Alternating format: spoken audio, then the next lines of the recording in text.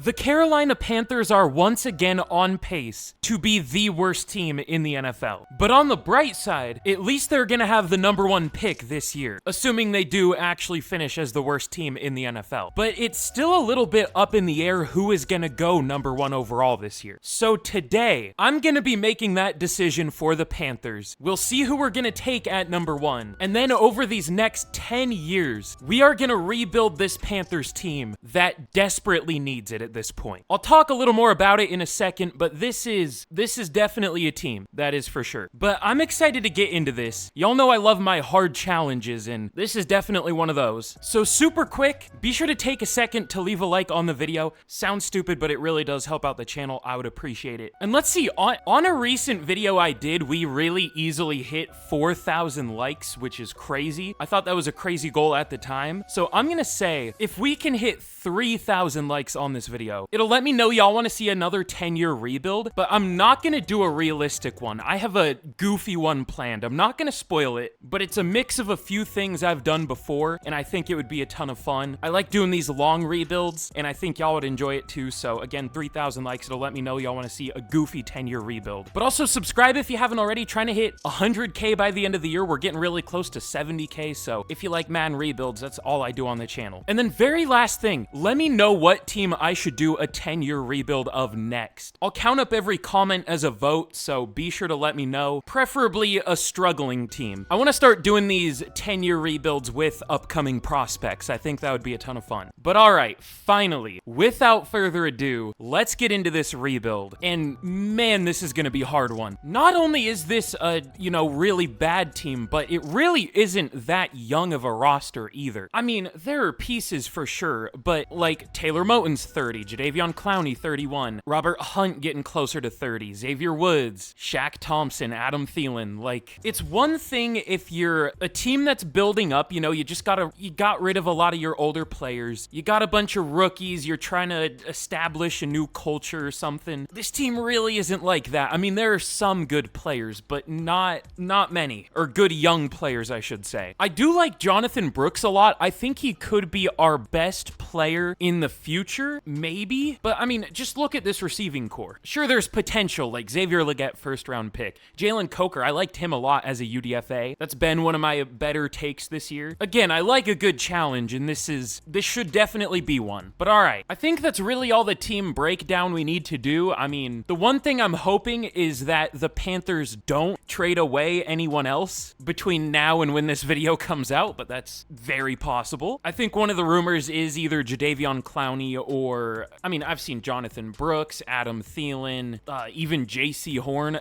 If you trade away J.C. Horn, you literally have nothing on this team. They should not do that. So hopefully that doesn't happen. But all right, let's just get straight into the offseason here. It's gonna be an interesting offseason. I don't know if we're gonna do much in free agency because, I mean, they had a decently big free agency last year. That didn't work out for them. We might do something, we'll see. But all right, let's get to the end of the year and hopefully we end up with the #1 overall pick. I've forced the games that have already happened in real life, but we'll see what happens for the rest of the year. All right, we finish 3-14, and I mean, that's very possible. Of course, the day after I start this recording, Bryce Young played really well against the Saints. I mean, his stats weren't great, but he was doing really well. He had one pick that got like stolen out of the receiver's hands, out of Xavier Legette's hands, so that's, the stat watchers will see, oh, he threw a pick, but I mean, not really. But the playoff teams here were interesting. The Browns made it. Keep in mind, I force-wind the games that have already happened in real life. So this is a certified EA moment. The 49ers made it, which is possible. The Cowboys made it. The Lions almost missed the playoffs, despite, again, I forced them to start 6-1, so they went 4-6 in the second half of the year.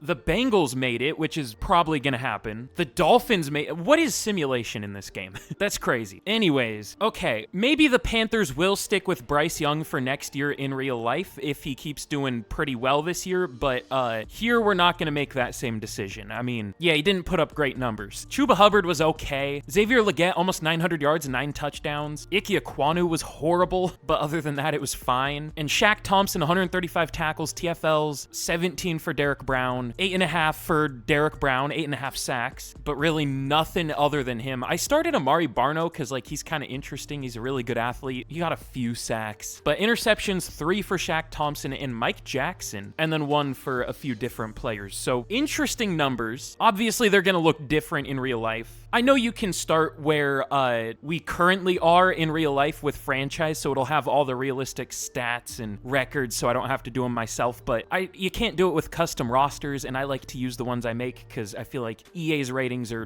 garbage. But yeah, if you're wondering, that's why I don't do the start today thing. But all right, let's get into this first off season. This is where the fun begins. It might not be super fun at first, but it's where it begins. But we'll have to see if there's anyone we want to bring back. But we had a Chiefs 49ers Super Bowl. I mean, maybe. I mean, probably not the 49ers, but you never know. And they finally do win a Super Bowl for the first time in like 30 years. But all right, for re-signings, oh, this is more players than I expected to really have here. Somehow Mike Jackson didn't go up to star dev. I feel like he's really underrated in real life. I was annoyed when the Seahawks traded him away. He's pretty solid, but he's not interested. He's 28. I think I'll still try to bring him back, but I guess we'll pick up the 5th year for Ike Ekwonu. Jordan Fuller got star dev. He normally has it in Madden, but I took it away from him and gave it to someone else that I thought was more realistic, but he did get it back. So sure, I guess 2 years, 7 mil, that's fine. Never mind. Okay, cool. Chuba Hubbard, I don't know. He was pretty bad. I want to give Jonathan Brooks a shot, but Austin Corbett was pretty good. Only 3 sacks allowed. I'm sure once we re-sign him, he'll allow 10 next year. Shaq Thompson, I'll go 2 years, 22 mil. He does take it. I'm kind of surprised, honestly. Xavier Woods will go, I guess. Do we want him back? He's already 30. Did he gain that star dev? He did. Why did we get so many star devs? Oh, I guess he hit 100 tackles. I'm good. But okay, I think we're good on everybody else. Mike Jackson doesn't resign. Okay, we really don't have that much money though. I guess they did spend big on the O-line, but let's see what we want to do in free agency. We might also restructure some deals already, cut some players if we, have to. But is there anyone good? Kinda. Ooh. Okay, there isn't a whole lot, but there are some good players. Unfortunately, nobody's interested in the team. I can't really blame them. But let's see, what should we go for? I didn't see a good receiver. That's the major thing I was going to go for. Maybe a tight end. I mean, Jatavion Sanders has potential though. I don't know. We're kind of in a situation where we need everything. So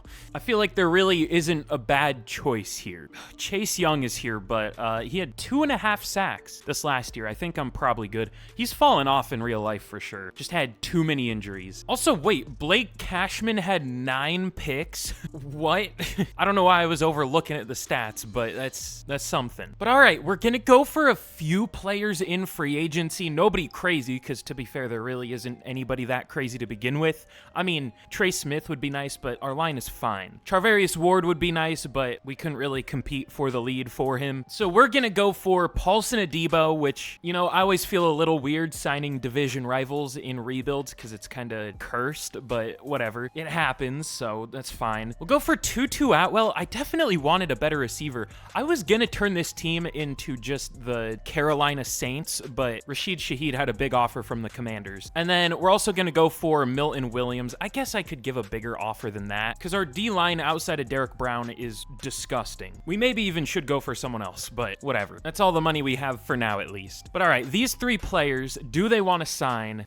Okay. Damn, really? We get Tutu Atwell, but that's it. Paulson Adebo goes to the Patriots. If you were gonna reject a good offer for a, apparently worse offer, you better at least be going to a better team, but he goes to the Patriots. All right, cool. And now we don't have the lead for Milton Williams anymore either. Let's see. Should we just re-sign Mike Jackson? I guess we could.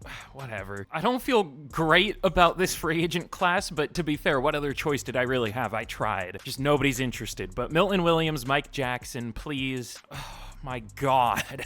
Chauncey Golston, he's kind of interested at least. Bengals have a big offer. How about Taquan Graham? We need somebody, please. Still nobody signs. Okay, I don't care. We can find someone that goes like unsigned at the start of next year. That's fine. Let's get into our first draft of the rebuild, and I think I know who I'm gonna go for. Oh, wait, I didn't even mention maybe the most interesting thing that happened is we actually didn't end up with the #1 pick, which is very possible possible, but the Raiders got it. I don't think the Raiders will end up with the number 1 pick. I mean, they could. Yeah, I guess they are also 2-7 right now in real life, so maybe. But yeah, we don't have number 1. We have number 2, so I don't know if we're gonna get the player I originally wanted. I mean, y'all know who we're gonna get based off the title. I don't, though. I'm going through it right now. I'm like trying to record a video, but I'm like half watching the Seahawks get absolutely dicked by the refs right now.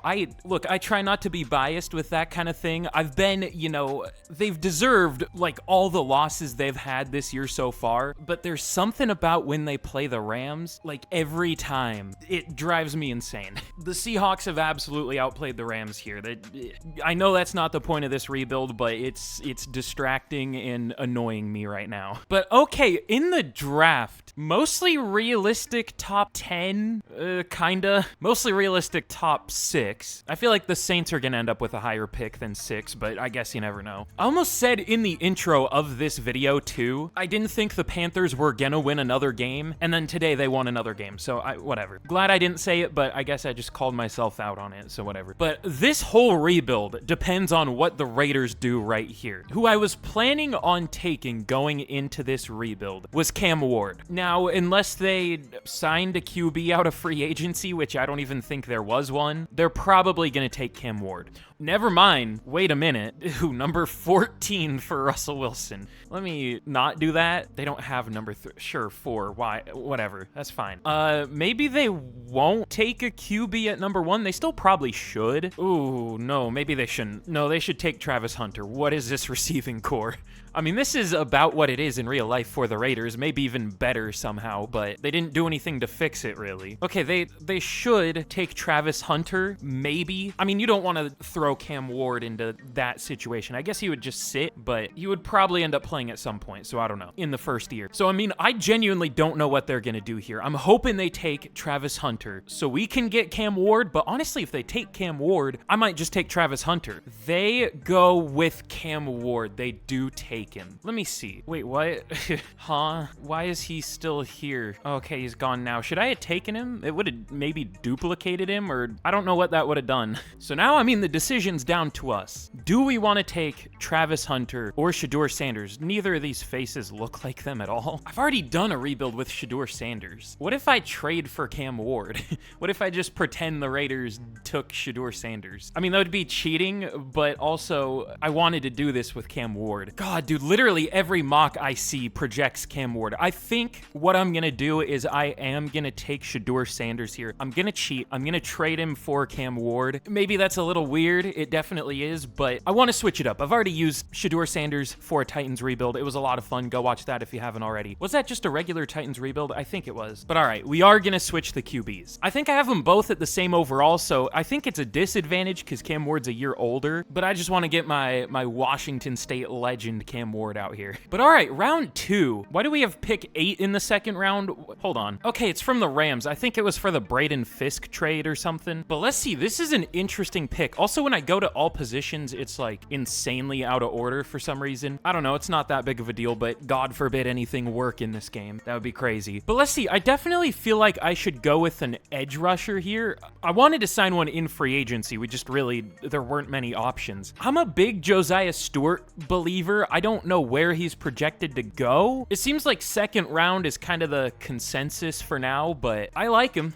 I do. And this could be a realistic landing spot. You know, once we're this far away from the draft, it's hard to know who's going to go where, but I'll just go based off of what things say for now in terms of projections. So we will take Josiah Stewart here. It wouldn't shock me if he's projected to be a first by the end of the year, but we'll see. Rank number 27, got him at 40. We'll take it. Also, the Saints end up with Carson Beck. That's interesting. But round 3, I mean, we're still looking at potential starters here. This team is disgusting. I mean, we have one safety currently on the roster. I didn't realize that. Might want to address that, but we also need to address D-line. We have too many issues to fix in one offseason, which is kind of crazy because it feels like they've been trying to fix things for a while now. And I mean, hey, we're looking at a pretty good class here. Nick Emenwari, if that's even how you say it, it looks like he's projected to be a top 50 pick. I mean, players fall all the time, so I'm fine taking him here, honestly. There are some decent safeties left, though. I mean, Xavier Watts, I think he might have had the most picks last year. Don't quote me on on that, though. Again,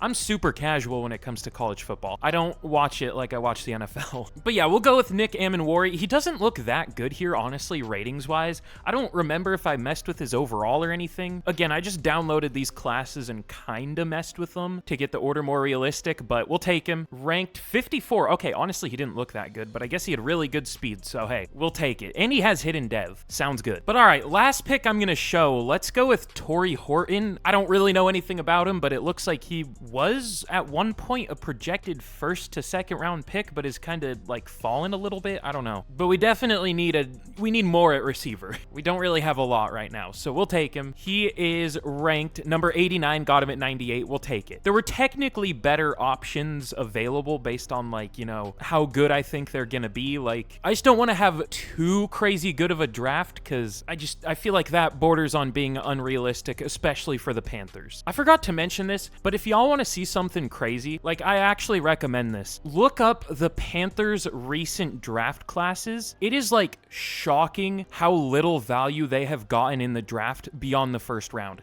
Like, they've hit on some first round picks for sure, but after that, like, for the last, like, 7 years, they've gotten almost nothing past the first round. It's crazy. But okay, here's how we did in the draft. You just gotta picture Cam Ward here. Sanders is now on the Raiders, but I think I made both a 75 overall, so that works out fine for us. But Josiah Stewart, he'll start this year. He's a 74 overall, which for the draft classes I use, that's pretty high. I mean, we saw he was a first round talent, a late first, so he should develop well. I don't know how he's gonna perform, but he should develop pretty well. And then Nick Amenwari, 72 overall, he's pretty good. He'll start for us as a rookie. Torrey Horton, 70 overall. Overall, pretty good draft. Some of these guys down here, I don't even know if they're projected to get drafted, but who really cares? I don't think they're gonna play that much of a role anyways. So yeah, overall, really nice draft. Something the Panthers desperately need. So let's get into year number 2, and we will see how the team's looking. But okay, here we are heading into year number 2. The team's looking better, I guess. We're surprisingly up to a 79 overall team. I still don't feel great about this, but a 79 isn't horrible, at least for what we were last year. You know, Xavier Legette is going to be our number 1 receiver. I like Xavier Legette. I don't think he should be a number 1 yet, though. I mean, he is an 80 overall here. He developed a lot, but I don't know. We'll see. It'll probably be fine. To me, it doesn't seem like receiver overall matters a whole lot in Madden. I mean, it definitely matters, but there are positions where it seems like it matters more. But yeah, I mean, what is there even to really say about this team? It just needs to develop. I'll say this, I don't necessarily think the Panthers should draft a QB in real life. Build the rest of the roster up first. Don't do what you did to Bryce Young again with a different QB. Build the roster first and then worry about a QB. I'm just doing this because I think it could happen. That's what's projected for now at least, but we'll see. But all right, let's get to the mid-season point of year 2 and we'll see how this team starts year 2. I mean, there is a world where we actually do okay. We shouldn't necessarily do super well yet because we're still like the lowest overall team, or very close at least. But hey, we'll see what happens. But okay, we are 2-5 at the mid-season. That's to be expected. I mean, we are still like almost the lowest overall team in the league. The Giants are 0-7. That's tough. There's so many 4-3 and 3-4 teams though. Like almost the whole league is 3-4 or 4-3. In classic Madden fashion, everyone's mid because simulation is garbage and legitimately anyone can beat anyone. Love that. So everyone just balances out at being mid. But we have some re-signings. The big one being JC Horn, which is honestly really cheap. It shouldn't be this cheap, but 4 years, 56 mil. I mean, I'm fine with that. He takes it. I don't know why. Contracts in Madden aren't expensive enough, honestly. I mean, for like borderline like not rosterable players, they're debatably too expensive, but for like really good starters, what, like 12 mil for JC Horn, and that was when we upped it? That's crazy. Is that what it was? I don't know. I think it was. And they're also way too long, like a 4-year deal for Amari Barno. I'm good.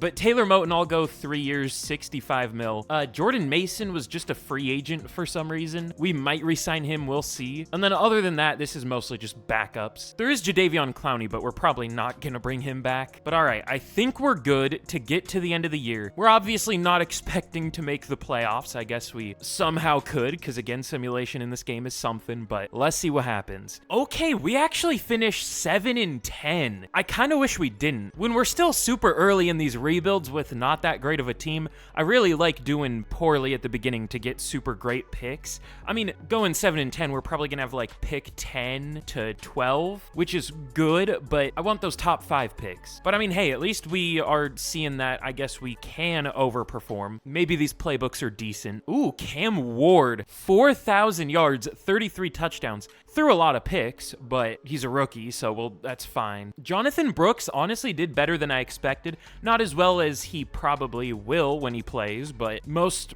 running backs in this game get about like 3.5 yards per carry for some reason. I don't know why. In real life, it's one of the easiest positions to find a good player at, but in Madden, it's one of the hardest, at least in terms of performance. So I mean, 3.9, that's bad in real life, but honestly not that bad in Madden, so we'll take it. But Xavier Legette, 1,100 yards and 8 touchdowns in year number 2. Only up to an 82 overall, but maybe he'll get superstar dev. We'll see. Probably not, but maybe. And then Atwell and Coker did all right. But Ike Ekwonu, again, I've had rebuilds where I have Ike Ekwonu and he's actually done well, but here that is not really the case. 13 sacks in back-to-back years. I'm good. I think we're gonna let him go, unfortunately. I mean, we could try him at guard eventually, but like we have guards. But Shaq Thompson, 124 tackles, TFLs, 9 for Brown and Robinson led the team, and sacks, 12 for Derek Brown. He isn't that much of a sack getter in real life, is he? The most he's had in a season in real life is 3. I love how realistic Madden is, thanks. I've already complained about this game like 10 times in this rebuild, but whatever. 5.5 sacks for Josiah Stewart as a rookie. I guess we'll take that. Jadeveon Clowney had 1.5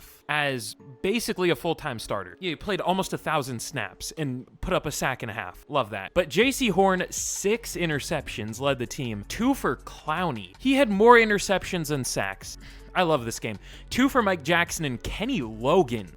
It looks like he actually played. He's just someone I signed out of free agency. Sure, whatever. And then 1 for a few players, including Josiah Stewart. What is our defensive playbook? Am I like somehow accidentally using... No, it says 3-4, has a little bit of 4-3, but not much. The Panthers are still listed, like their defensive scheme is still base 4-3. That's what it was when I loaded in, but the playbooks are what matters, and I changed the, scheme to 3-4. But we're getting outside linebacker picks. Too many of them. I don't know why. I mean, that happens, but what shouldn't happen is Jadeveon Clowney getting 2 picks and a sack and a half. That's insane. But all right, let's get into the second offseason, and let's hope there are some good free agents available, because this team still definitely needs some work. But we had a Jags-Eagles Super Bowl. That's a game that happened in real life the day I'm recording this. I don't know about for the Super Bowl, but I guess it was a close game in real life. How'd it go here? Oh, it was a close game. Almost the same score. Didn't it end up like 28-23? Yeah, 28-23. That's interesting. I mean, rare Madden simulation W other than the Jags being in the Super Bowl, and maybe the Eagles with Nick Sirianni. But let's see, 4 re-signings.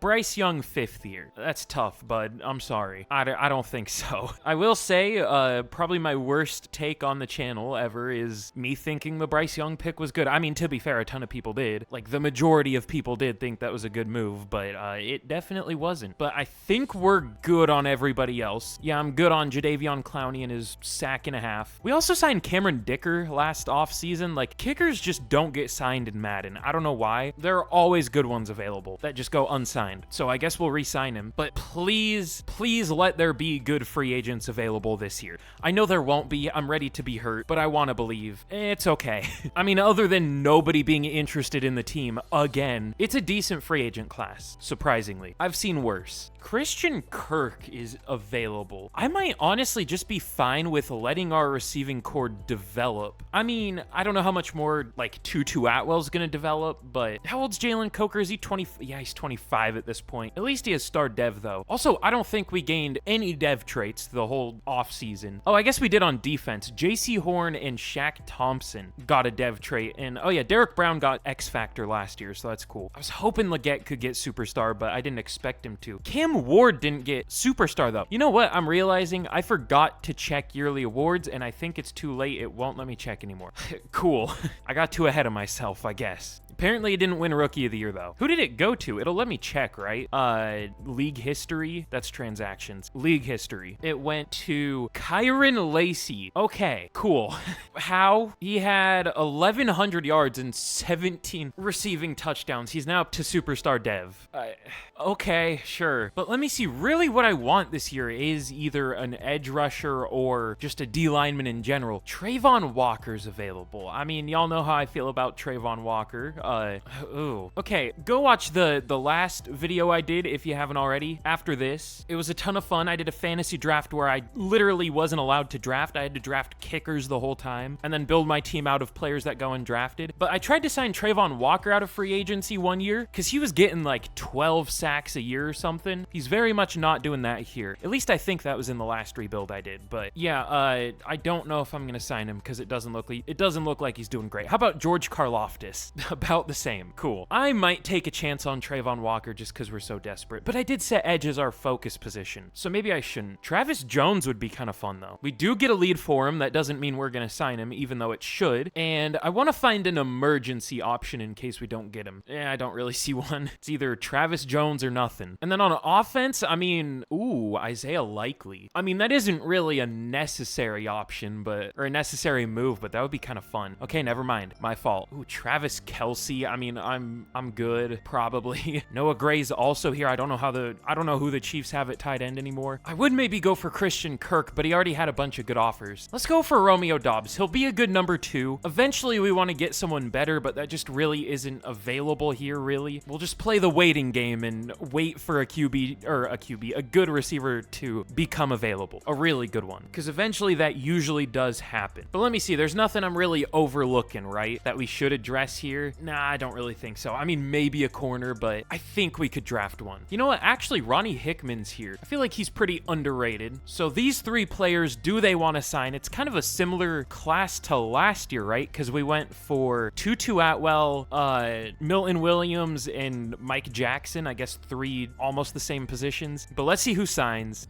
Okay. For a second, it didn't load and it showed nobody, but thankfully, we did get Romeo Doubs and Travis Jones. That scared me. But Ronnie Hickman, do you want to sign? If not, it's not the end of the world. He does. Okay, cool. So, hey, I mean, definitely not like the flashiest free agent class, but I mean, we needed a safety, so we got a safety. We needed a D lineman, so we got a D lineman. We kind of needed a receiver, so we got a receiver. We did what we could. But all right, let's get into another draft, and we still desperately need a pass rusher. So that's what we're gonna try to get. I still haven't looked if there are any good ones available, but I'm hoping that there are, because there weren't really any in free agency. But okay, in the draft, we pick at number 11. I said we would pick somewhere between 10 to 12, and we are right in between 10 and 12. The Texans have the number 1 pick, though. I love simulation, nothing wrong with it. They better pick a lineman. D lineman, close enough, sure. But like I said, we are obviously gonna pick a pass rusher. Okay, I focus scouted 3 left ends, and all 3 of them are gone. Cool. But thankfully, there is still one that is worth it. Paul Richard. I don't know if he's great, but we don't really have a choice. Doesn't have any elite traits. He has great jumping at least, but C play rec, D to F power moves, B awareness. He really doesn't look that good. I'm surprised he's a first round talent, honestly.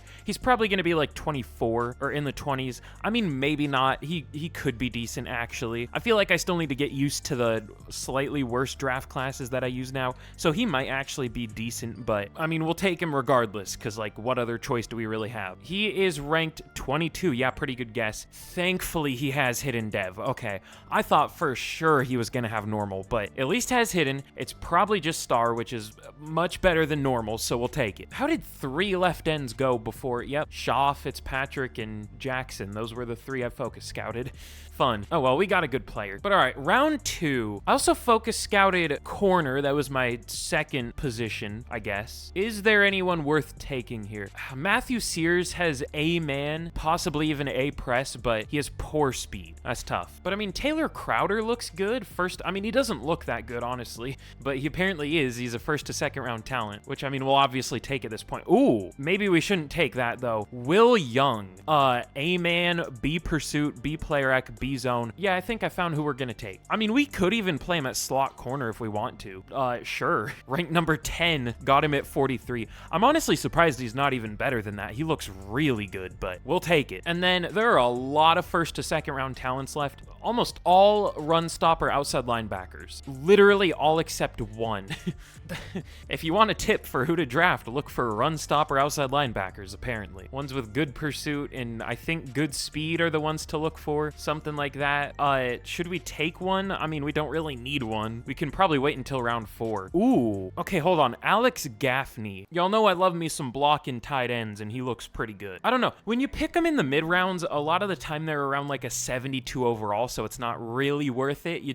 A lot of them have superstar or X factor for some reason, so that makes it worth it, but some don't. I mean, he looks good. It's rare to see one that's projected to go like round 3 to 4. Usually they're projected later round or UDFA players. Maybe I just don't look for him in the mid rounds and they are there. I don't know, but I mean, he looks good. We'll take him. Ranked 101. See, he's not amazing, but he has hidden dev. We'll see what that's gonna be. And then round 4. Really? All of the linebackers got taken? All of them. Great. I mean, we don't really need one, but I kind of wanted one. Ooh, I was gonna go with a D lineman, but they all look kind of bad at this point. All right, I don't really see anyone else that looks too great, so you know what? Let me take a chance on JT Scott. I don't know that we really need another DB. Ooh, actually, LaShawn Brown, B-man, A press, good speed, elite elite jumping. Does have a lot of decent and solid ratings though. I mean, he's probably fine. We'll take him. Ranked 52, we'll take it. He's also 6'5". Sounds good. But in the draft, I mean, we did pretty well. Paul Richards, 75 overall. That's exactly what I expected he would be. Hopefully he has a good dev trait.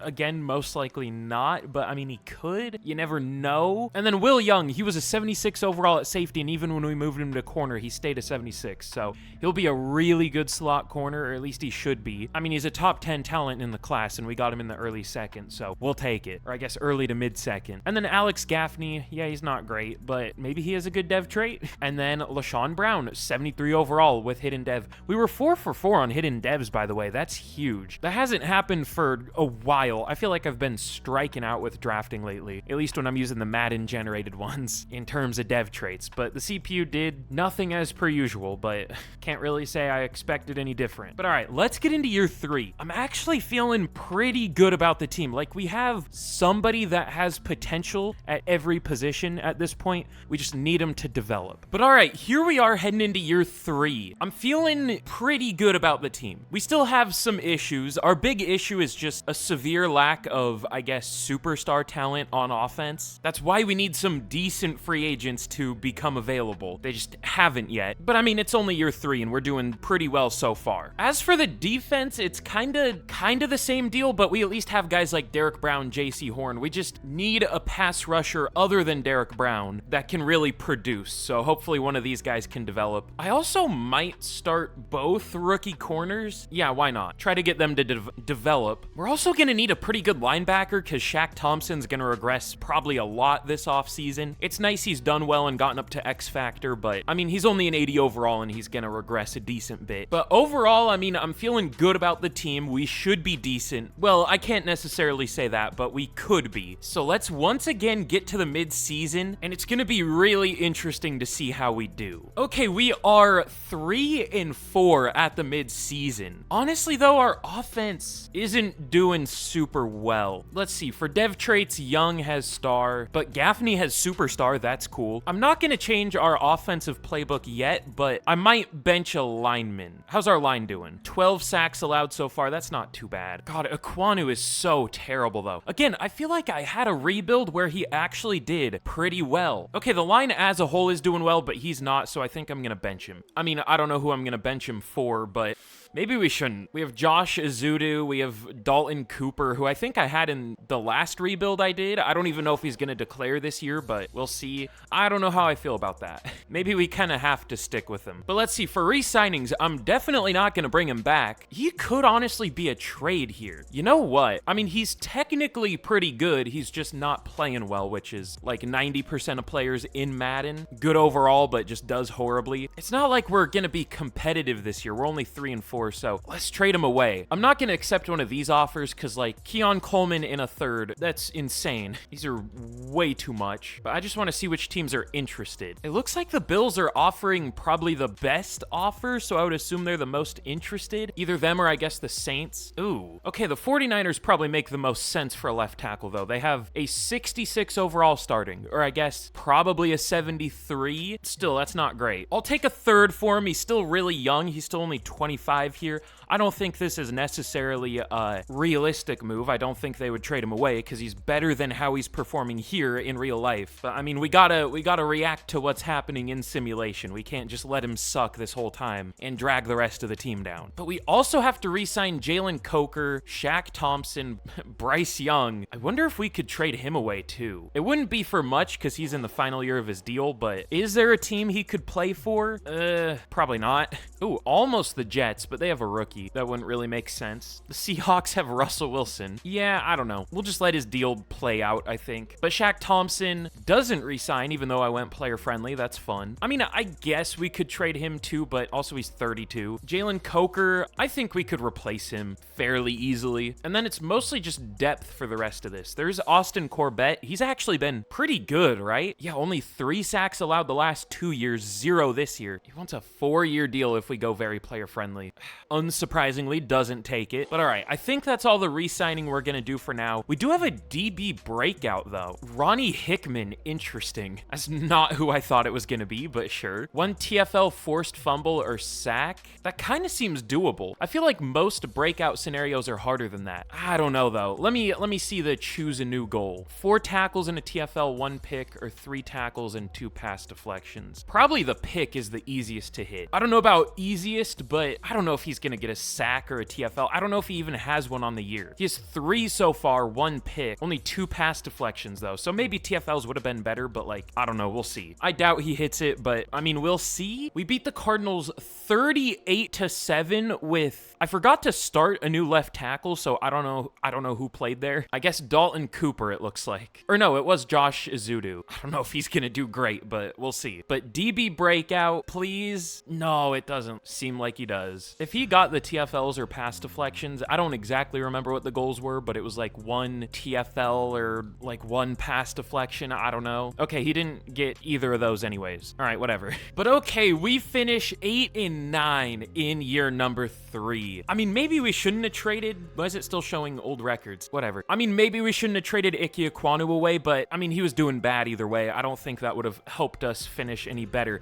But Cam Ward, despite not having a left tackle, 3,900 yards, 37 touchdowns, only 10 picks. Is this enough to go up to superstar dev? I doubt it, but I hope. Again, my GOAT, Washington State legend, Cam Ward. Probably a good idea for him to leave because I doubt he would have been as good if he had stayed, but whatever. But Jonathan Brooks, he's loving the 3.9 yards per carry. Almost 1,000 yards, 8 touchdowns. We might look to upgrade. He's really not developing, at least in terms of performance. I mean, for overall he is, but I mean, overall doesn't really mean anything in this game. But Xavier Legette, 1,100 yards. Is this just the same year as last year? Did we just play it again? I mean, he had a lot more touchdowns, but 1,100 yards again. Ooh, Gaffney did pretty well. 700 yards as a rookie. We'll take that. Definitely not good enough for rookie of the year, but still did well. Izudu did about as well as Ekwonu did. I mean, if he had played 1,000 snaps, he probably would have allowed about 14, 13 sacks, so that wasn't really a downgrade. We'll obviously look for a new left tackle, but still, I see some interesting stuff, though. But Shaq Thompson, 104 tackles, TFL 17 for Travis Jones, 14 for Derek Brown, and sacks, again, Derek Brown, the most sacks he has ever had in a season in real life is 3. Like, why? Why? Paul Richards, 7 sacks as a rookie. This screams number 2 for defensive rookie of the year type season, and I'm gonna be really upset. 4.5 sacks for Josiah Stewart. He's kind of ass, honestly. Again, 2 picks. What is our defensive scheme? What is this? But 4 picks for Nick Emenwari. I really hope I'm saying that right, but probably not. 3 for Will Young as a rookie. Ooh, that screams number 2 for defensive rookie of the year, actually, and Richard is gonna be 3. Actually, maybe other way around. I don't know. But Josiah Stewart, 2 picks. LaShawn Brown, also 2 picks, 1 for a few players, including one one for Paul Richard. What is happening? Why are they getting so many picks? I mean, that's fine. That's cool that they are, I guess, but it's not realistic. I mean, I guess we have a little 4-3 in our playbook, but not much. But Patrick Mahomes wins MVP, big surprise. Oh, maybe we should have traded for Keon Coleman. I mean, that would have been an unrealistic trade, and I doubt he would have produced like that here, but Offensive Player of the Year, they almost traded him in a third for Ike Ekwonu, who would have allowed probably about 14 sacks for him. But Xavier Legette at number 6 for Offensive Player of the Year. He had a lot of touchdowns. He could go up to Superstar Dev, and then we won't like desperately need a number 1 receiver anymore. He could be that for us. But Aiden Hutchinson, Defensive Player of the Year. Derek Brown at 4, cool. Willie Gay up there, that's something. And Mac Wilson, sure. Oh, we get number 3. I hate to keep calling back to the last rebuild I did, but I confused myself. I thought we were the Commanders because I used the Commanders in the last one. A Commanders player gets number 2, but I was like, who's Morgan Wade? Alex Gaffney at number 3, that's fine. Whatever, it feels better than getting number 2. But Defensive Rookie of the Year, we do win it. Okay, cool. Paul Richard takes it. I did not think he would, but we'll take it. LaShawn Brown all the way down at 5. Interesting. But Will Young all the way down. Oh, wait. Will Young had 3 picks, right? That kind of surprised. Oh, Will Young didn't play much. Really? I started him as the slot corner, and he still got 3 picks? All right, maybe I should have done the defense a little differently, but I didn't know that's how it was going to be. What is our defense? I don't know, but LaShawn Brown has Superstar Dev. We will take that. A lot of, like, the tall, slow corners do have good dev traits for some reason, if you take them, like, round 4, wherever we picked him. I think it was, like, round 4. Yeah, round 4. I don't know why that is, but if they have, like, A-man bad speed and they're tall, not all of them, but a lot of them have pretty good dev traits, which is weird because that's like kind of an outdated skill set. Like being a slow, stiff, tall tree of a corner isn't exactly useful anymore, but in Madden it is apparently. Same with blocking tight ends. Like, is it 1980? What are we doing? They always have like superstar, but in the Super Bowl, Eagles versus Colts. How many of the Super Bowls have the Eagles been in here? Oh, I guess 2. I forgot about this one, but they beat the Jags last year and then they lose to the Colts this year. The Colts were one of my sleeper teams heading into this year in real life. Their defense is horrible though, and so is Anthony Richardson. I mean, I don't know what they expected necessarily. I don't know why they benched him. Like Joe Flacco's gonna save their season. Like just let Anthony Richardson keep developing. I don't know. But anyways, for dev traits, thankfully Xavier Legette went up to superstar. Cam Ward didn't get one though. That's unlucky. At least he's developed pretty well though. I mean, he's up to an 86. Where does that rank, I wonder? 16, he's solid. Damn, an 86 is ranked 16. I lowered my XP sliders for this rebuild, by the way, but apparently it's still not enough. And then on defense, it looks like Paul Richard and Nick Emenwari both went up to superstar. That's cool. So hey, I mean, we now have an edge rusher with superstar dev, a safety with superstar dev. Like with another year of development, we might have not necessarily everything in place that we need, but we're really close. We have someone with a lot of potential at pretty much every position. We still need to address the O-line, which, I mean, for the most part has been really good, just left tackle. And maybe the edge 2 spot, Josiah Stewart's been kind of ass. But all right, we need to pray for some good free agents. That's what we need. I mean, honestly, again, with Xavier Legette getting superstar dev, really the only thing I would want to look for in free agency is, I mean, maybe a second good option at receiver, but mostly just a pass rusher. We'll see. We have a lot of money, so we should use it on something, but I'm not quite sure what. But we are going to let Jalen Coker go. We'll let Bryce Young go. I want to see where he goes. That'll be super interesting. I mean, he's still only 26 here. We kind of screwed him by not trading him away earlier. I probably should have done that, but oh well. It's not the end of the world. I'm actually going to re-sign Shaq Thompson, though. He developed throughout the year, so he's still an 80 overall. I don't know if he wants to re-sign, but he does. By the way, we just gave a 33-year-old a 3-year deal. That's insane, but I don't know if he would have taken anything less, so whatever. But everyone else is just depth. Austin Corbett, I do want back. I would go 2 years, 16. He does take it. Okay, cool. He's been really good. But all right, very important free agent class. Please let there be some good players.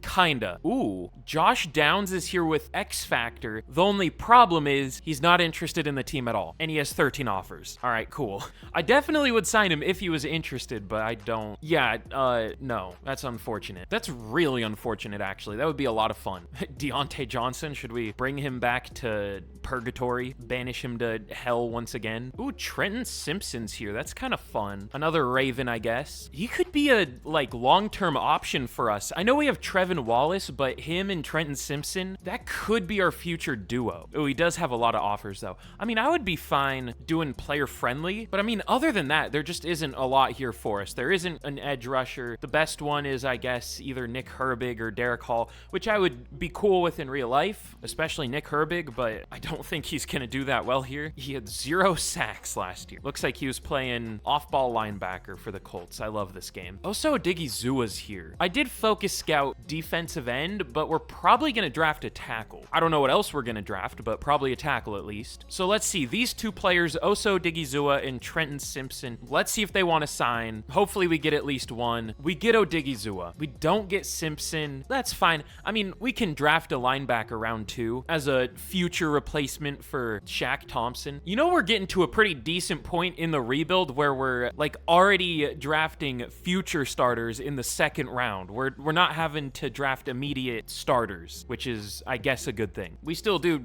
like pretty desperately need a left tackle though. So let's get to the draft. We've still been super light on free agency. We're just, I mean, at this point, there have been decent players. They just don't want to join the team, which is fair enough, I guess. I mean, we were 8 and 9. We weren't horrible, but still. But in the draft, this year we pick at 10, going 8 and 9. That's interesting. I guess there weren't a lot of bad teams. I don't know. Or there must have been a few really bad teams. Yeah, the Patriots went 2 and 15, but I'm not totally sure what I want to do. I focus scouted a few linemen. Are they good? Oh, okay. Dorsett isn't. Evan Mahan isn't, but Greg Swain is pretty decent. Round 3 to 4, he's projected to go. Okay, that's not what I expected. I mean, I thought he looked good, but I thought the other two would be better. So we're probably not taking a lineman round 1. I focus scouted defensive end, but now I don't know if we need to take defensive end because we signed Oso Odighizuwa. Jamie Calhoun looks good, but again, we signed Oso Odighizuwa, and he's a defensive end. He's 309 pounds, so we couldn't play him at edge. Man, that kind of ruins my plans. I don't know what to do now. We might just trade back, honestly. We could even go with a safety if we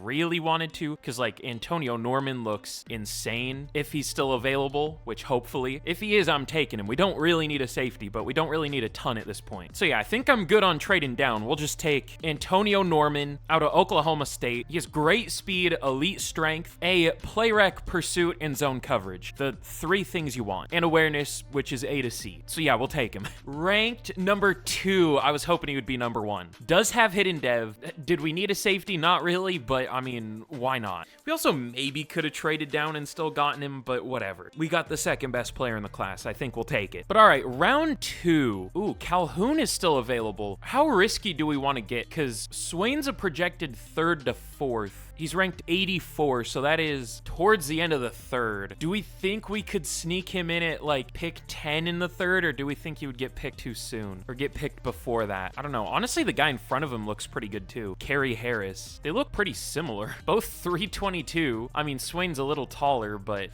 do we want to play it risky for no reason? I think we will. We'll get greedy. Let's go with Calhoun. We don't need him right now, but he would be a good starter in the future. Sure. Risky, but that's fine. Rank number 19, got him at 42. No dev trait, though. That sucks. But I mean, he's good. We'll take it. But where do we pick in round 3? We have 2 third-round picks. There's a top 5 projected QB left still. Doug Styles. That's tough. Maybe we'll take him as a backup in like round 4 if he's still there. I don't know. But all right. No, he went 3 picks before us.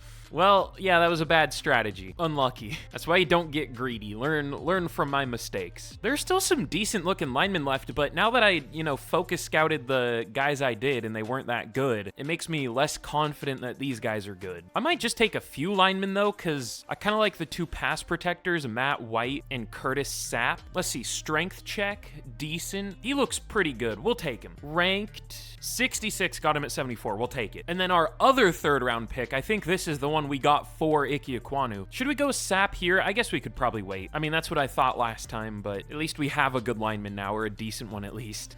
Jake Keller, but spelled with a lot of extra letters. Yeah, he looks okay. He's a good run defender, but that's it. I kind of like Clayton Black. Kind of the same deal, but A player rec and A pursuit. Sure. Rank 20, got him at 83. 1st round talent with hidden dev. Okay, we didn't get get a third linebacker when I thought we would, but I mean, we got a first-round talent, so we'll take it. Yeah, I definitely didn't do this draft the way I said I would, but it's worked out pretty well, other than maybe left tackle. But all right, let's go with Curtis Sapp here. This will be the last pick I show. He looks decent. Again, decent strength. He looks kind of like a worse version of the last lineman we took, but he looks okay. Ranked 101, got him at 106. Sure, technically a pretty good pick. We'll take it. Oh, I don't normally show like later picks as I'm taking them, but Emilio Hernandez, he's not that good technically. Ranked 116, got him at 138. That's fine. But I took him because he had 4.24 speed and had a deep route, 99 speed, 99 agility, 99 acceleration.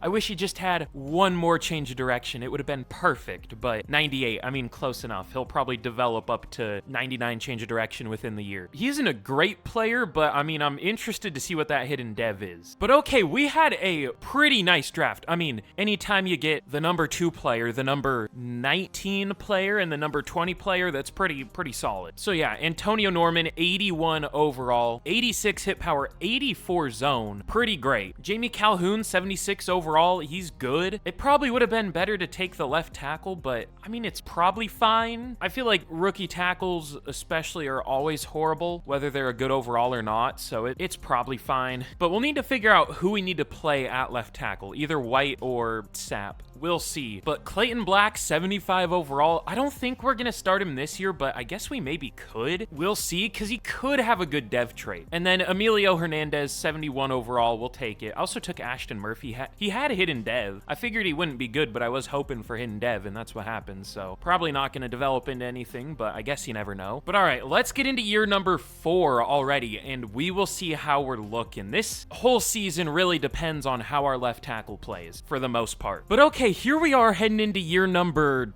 4. Yeah, the longer we get into these rebuilds, at least the 10 years, the more I lose track of what year it is. But year 4, we're up to an 84 overall, and this could be the first year we make the playoffs. Again, our big issue is left tackle. I decided to put Sapp there. White might have been a higher overall, but Matt White is 6'1". I don't know about that at left tackle. I guess, I don't know. Well, I was gonna say I don't necessarily do 10-year rebuilds as realistic rebuilds, but I mean, I kind of do. I just don't think it would be realistic to put a 6'1" center at left tackle. Plus Sapp is fine. It's probably like a 1 overall difference. I also think I'm gonna start Hernandez at receiver as the number 3. I mean, why not? We'll see if he has a good dev trait. We're also gonna start Black and Norman. We'll just start a bunch of rookies. We're not at the point where we would be like super competitive even if we do make the playoffs. I mean, I guess we could be if we somehow do, but we shouldn't be that competitive realistically because we're still like not that crazy good of a team.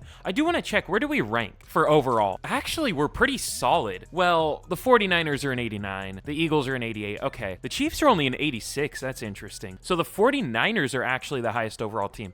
I guess that happens sometimes, but most of the time it's either the Chiefs or the Cowboys or the Eagles. The Commanders are only an 83 overall here. That's interesting. So we're definitely not the worst anymore, not even close, but we're not really that close to the best either. We're just solid, at least in terms of overall. But all right, this should be a super interesting year. I feel like I've said that heading into every year, but I guess they've all been pretty interesting so far. Let's see how the team does. We'll get to the mid-season, and hopefully we're doing pretty well.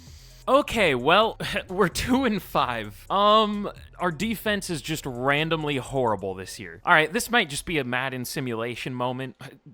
Jonathan Brooks trying his hardest to keep the 3.9 per carry alive every year, except the first. Curtis Sapp isn't even the issue. Okay, this is a simulation moment. We have like no sacks other than Derek Brown, who, again, 3 sacks in real life is his most in a year. I'm gonna lose my mind. I don't even know if it's a defensive playbook issue because it's been pretty good every other year, or at least, has it been? I think it was pretty good last year, right? I don't know, I always forget, but I might check back the recordings, see how it's been, but I don't think I'm gonna re-sign Jonathan Brooks. He's been kinda not great. I know I said 3.9 isn't horrible for Madden, but I was hoping that would keep growing. It hasn't. So yeah, I think we're gonna look for a new option at running back. I mean, it just doesn't really make sense with how he's playing. Based on overall, he's, we should bring him back, but he's not doing well. But let's see, Trevin Wallace, he's not interested, of of course, but 5 years, 45, I'm fine with that. That's a really long deal. He doesn't take it, though. All right, whatever.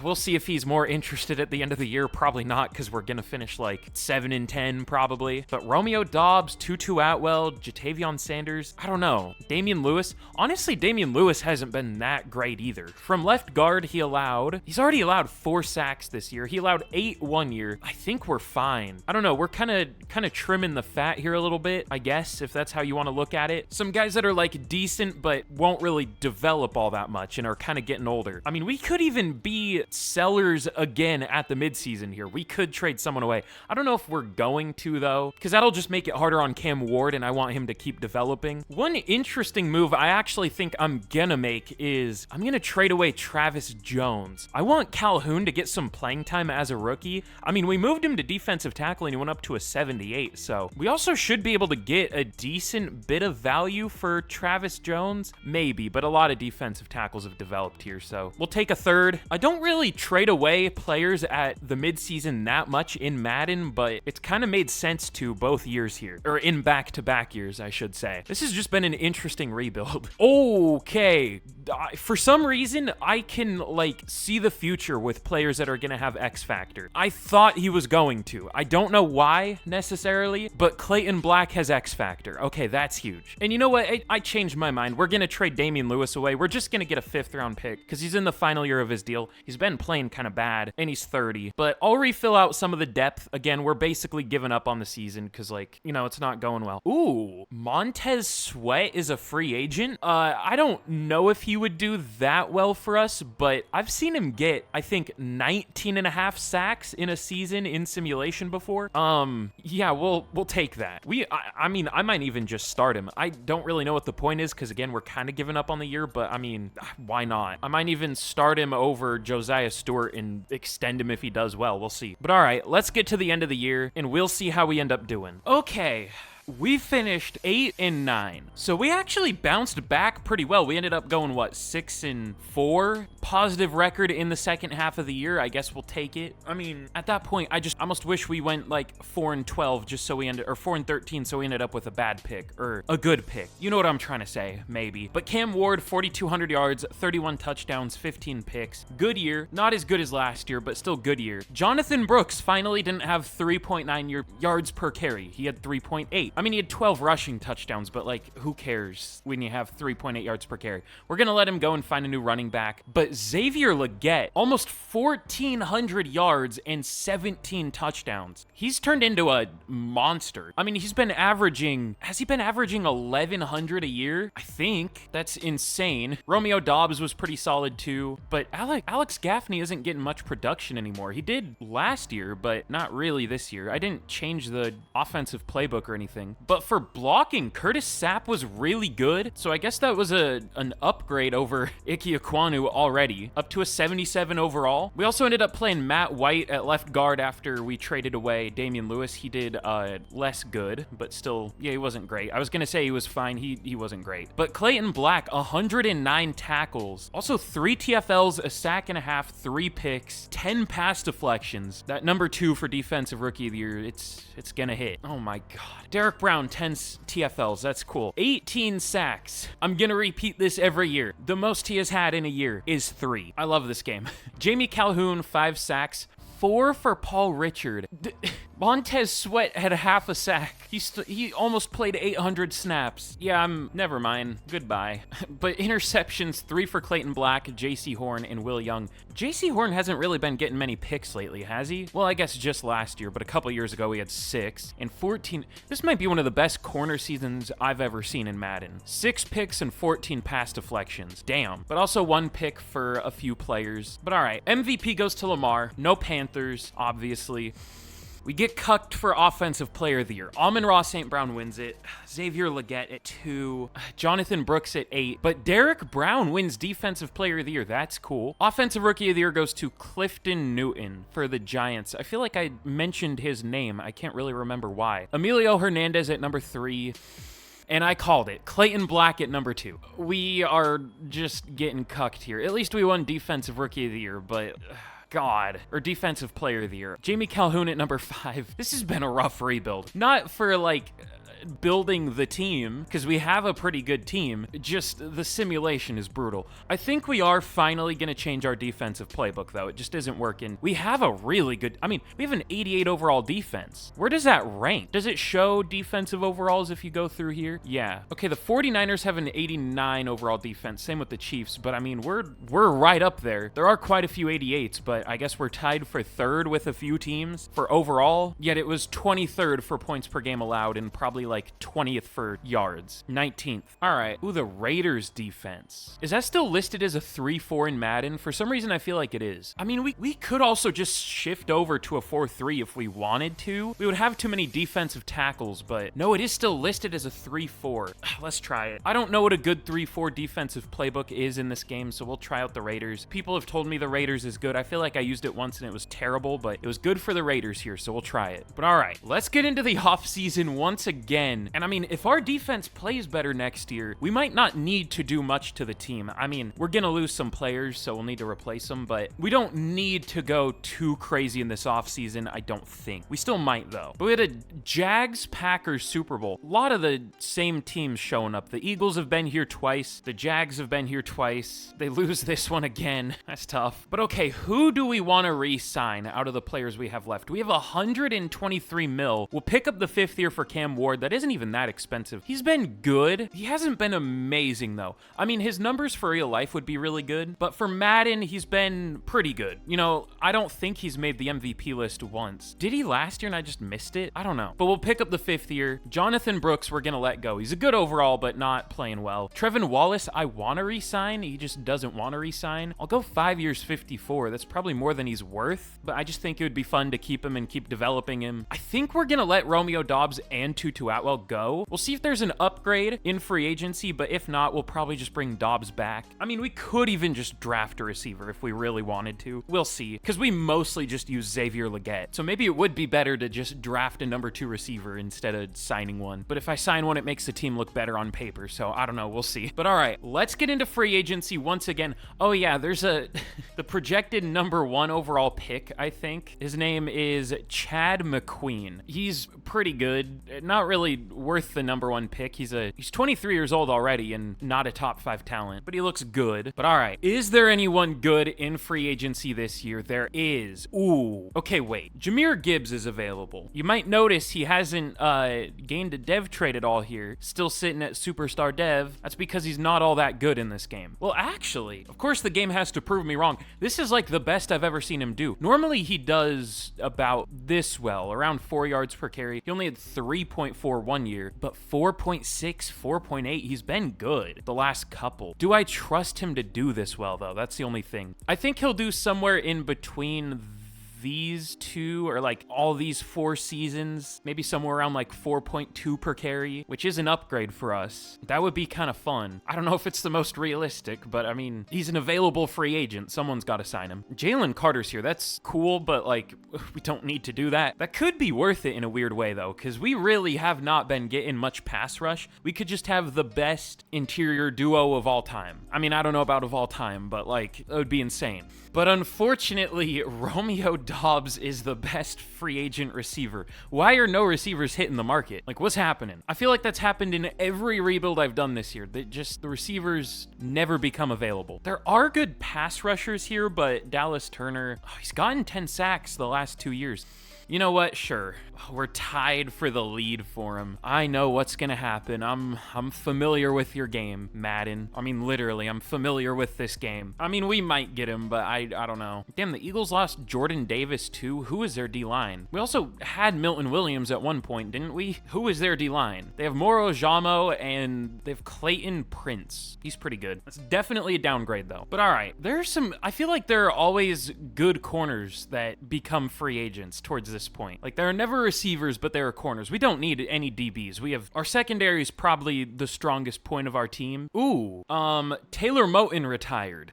That's kind of rough. I'm sure if you've seen one of my videos before, Taylor Moton's like one of my favorite players in this game because he is one of the very few players in this game that plays as well as he should. He doesn't allow many sacks. He does well, but now he's gone. So I don't know what we're gonna do. There isn't really that good of a replacement option either. rusher. I mean, I guess Kingsley Suamataia. I feel like I get him a lot, though. I don't want to be too repetitive. I guess it's just a lineman, though. It's not that serious. How about Dominic Pooney? Definitely a guy I thought was a sleeper in the draft, and he's been good for the 49ers this year. The 49ers drafted, like, all my sleepers. They drafted Dominic Pooney. They drafted Isaac Guerendo, who hasn't been great yet, but he's been solid. They drafted Renardo Green. They drafted... I mean, Ricky Pearsall I thought was a sleeper later. I didn't think he would go in the first, but that's fine. But let's see. I don't know how well he'll do at right tackle. We'll see. But all right, we are going to go for a pretty expensive group of players finally. Jahmyr Gibbs, Dallas Turner, and Dominic Pooney.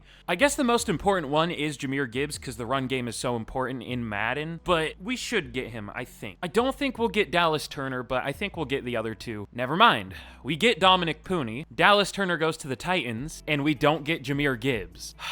I mean, I'll overpay. I don't know if we can even compete with the Ravens offer, though. I'll go 5 years and 90 mil for a running back. God. How does Christian McCaffrey do at this point? Still well, but that won't solve our long-term issue. That'll just be a Band-Aid signing. Same with Najee Harris. I mean, he's great, but I don't know. You know what? I'm going to submit an offer to both of these players. I'll give Najee Harris a 2-year deal just in case we can't get Jahmyr Gibbs. And if we have both, that's fine. It's not like Najee Harris is expensive. He'll be a good second running back. Okay, we don't get Jahmyr Gibbs. Shocking. We might not even get Najee Harris. We're not that bad of a team anymore. Why does everyone still hate us? God. Free agency's been brutal, dude. Okay, thankfully Najee Harris signs. So this is definitely a compromise based on what we were originally going for, but I guess it's better than nothing. I mean, I did what I could. I did like max offers and it still just didn't matter. Or very player friendly and some, at least for Jahmyr Gibbs and Dallas Turner. Whatever. But okay, this year we have a slightly worse pick than last year. I mean, 5 picks worse. That's a lot in the first round, especially in the top half of the first round, but still a decent pick. We're not going to trade up or anything. I didn't really see anyone worth trading up for. I didn't see any top 5 talents or anything. I focus scouted tackles, so maybe I shouldn't have signed Dominic Pooney, but I guess I trust a real player more than a Madden-generated player in terms of performance. There is a decent one left, Eric Young. Ooh, Morgan Bowie. I focus scouted him. I didn't think he would still be here, though. First-round talent. He is already 23, but I mean, he's good. Ooh, okay, my other focus scout, Tavon Sharpton, first-round talent. We'll take him, I guess, round 2 if he's still available. He should be. Oh, yeah, he definitely should be. He's projected to go 3rd. What was my other focus scout? Was it a guard? I can't even remember what I did. Yeah, Hendricks is okay. But I think we're going to start this out with an edge rusher. We're still trying to address that position. Morgan Bowie, I mean, he looks amazing. An A at almost every important position, an A or a B. He has elite speed and acceleration. This dude could be pretty good. Let me see. He is ranked number 6. That's kind of what I thought. Hidden dev, 88 speed, 91 acceleration, 83 strength. I don't know how he didn't get picked earlier. That might be one of the better edge rushers I've picked like all year in Madden. Or I guess in Madden 25 at least. Most of them are not technically worth the pick. You just have to pick them because like it's such an important position. Some of them super early on are great, but once you get past like pick 10, they start to fall off. Or even like pick 5. So we will take that. But all right, round 2. Again, there's a top 5 projected QB available. That's interesting. But we're going to go with Tavon Sharpton here. Probably going to have normal dev, unfortunately. But he looks pretty good. I mean, well, he looks really good. Just, it would be nice if he didn't have normal. Did I say he's probably going to have hidden dev? I meant he's probably going to have normal dev. But he's ranked number 8 in the class. And he does have hidden dev. Okay, never mind. If I messed up what I said the first time and said he's probably going to have hidden dev, then I guess I was right. I thought he was going to have normal, but he does have hidden. We'll take it. Okay, we get the 6th best player and the 8th best player with our first 2 picks. Pretty solid start there. Can't complain too much. But all right, round 3. Hendricks is still available. That would technically be a good pick, I think. I don't really see anyone too great left, though. I might trade this pick away because I don't really see anyone here that would be worth it. Let's see, maybe I should draft an extra lineman for when one of these guys inevitably underperforms. That might be a good option. Because other than that, like, we don't really need to draft a whole lot anymore. Is there a lineman that's worth it? Like, the tackles were bad, but I guess guess Hendricks might be worth it. Ooh, Austin Rhodes at center looks pretty great too. What's his strength? Good? I mean, that's good enough. Let me see. Ron Craig has elite strength. What does he look like? Pretty good. We might go with 2 linemen, honestly. 40 bench reps. Okay, first, let's take Austin Rhodes out of Texas A&M. Our O-line has been good, but, I mean, let's try to make it look even better on paper. Ranked, what? Okay, pretty good pick. Yep, pretty solid. Just the best player in the class. I didn't think he would be that good, but, I mean, all those A to C's must be A's, and that C to F finesse must be a C. Okay, pretty good pick. I feel like we have to start him now, but I don't know where to start him. Guess at center over Corbett, but Corbett's been so good, I don't really want to. Maybe we'll play him at guard, because our guard wasn't that good last year. Our left guard, at least. I can't even remember his name. Yep, pretty solid pick there. We'll take it. And you know what? The right guard looked pretty good, too. Ron Craig. I mean, even Bryce Rucker looks pretty good, too. I don't know if Ron Craig will be that good, because he doesn't have any A ratings. I mean, impact block and lead block look like they both could be, but he looks pretty good. Ranked 41, got him at 79. Okay, that's very different than the other guy, but I mean, still good. Still a mid to early, or early to mid second, and we got him in the third, so we'll take it. What a draft this was. Honestly, not to pat myself on the back too hard, but I might be back. I might be good at drafting again. I don't know. And I kind of think Brandon Foster looks pretty good. He has great speed, good acceleration, B press, at least solid coverage. I don't think he's great, but I think he's pretty good. Ranked, okay, he's not great. Okay, well, we almost picked him perfectly. He's ranked 110, we got him at 111. Sure, that's fine. But okay, here's how we did in the draft. Morgan Bowie is a 77 overall. I think we're gonna start him this year. He might have star dev, which is annoying, because with how athletic he is, and how good he is already, I don't know why he wouldn't have superstar plus, but a lot of the time, high drafted, good athlete edge rushers just have star or even normal dev, which drives me crazy, but whatever. But Tavon Sharpton, he's really good. He'll be our number 2 receiver. I want to get him some production. We probably won't throw to him a whole lot, but I kind of want to. And then Austin Rhodes, I mean, the best player in the class. Again, I think we're going to put him at guard, which might even make him go up in overall even more. It does. He's up to an 82, so what a pick that was. And then even Ron Craig, I mean, he's only a 73, but that was a good pick. Foster, that was a okay pick. And then I don't know what the CPU did. Nothing as per usual, but I mean, again, we'll take that. I mean, once we moved him to guard, he's the best player in the class by 3 whole overall. The third best player in the class is only a 77, so I guess technically Bowie was tied for being the third best player in the class. What a draft. We got number 1, number, I guess, 6, and number 8. Sounds good to me. Damn, an I'm Shrammy Minecraft video popped up in my recommended on YouTube. Big shout out to him. I used to watch his Madden videos a lot, like 5 years ago or something. That's a name I haven't thought of in a long time. That gave me like whiplash or something. But okay, now heading into year 5. This should be the first year that we make the playoffs. I mean, we definitely have our issues with this team still. I mean, we have the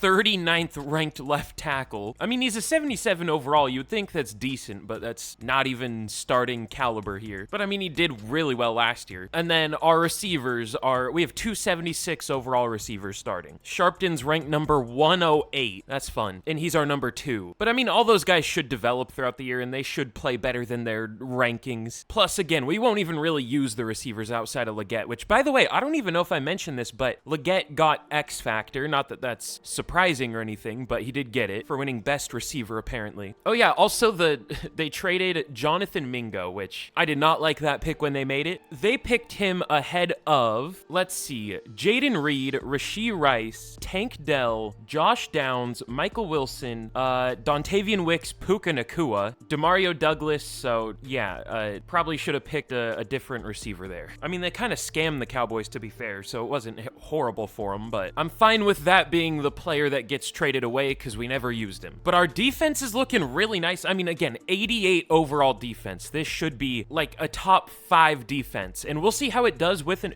Is this our first year with the Raiders defensive playbook? I think it is. So we'll see how this goes. We should be really good this year, but it is Madden simulation, so you never know. Okay, good. We are 7-0 at the mid-season. I don't know if we should be that good, to be fair, but I guess I was gonna say we're overdue for being good. I can't necessarily say that even. We're just kind of overperforming right now, but we'll take it. We're coming off huge huge wins against the Cardinals and the Seahawks, both almost blowouts, not quite, but close. And Cam Ward is having easily his best season so far. Our run game is really good, obviously. That was probably the biggest upgrade we made in the offseason, I think. Ooh, but Austin Corbett's kind of bad. I think I'll bench him, but we're finally getting a little bit of pressure. We'll take it. Things are finally looking up. Took until year 5, but we're finally doing well. And we have a linebacker breakout. This could be Paul Richards. What's his name? Paul Richard. I keep thinking Paul Richardson, the Seahawks receiver like 7 years ago. Oh, he just gets X Factor. Okay, cool. I kind of like the ones where they just gain the dev trait. Because if they're doing super well, why should one game determine whether they,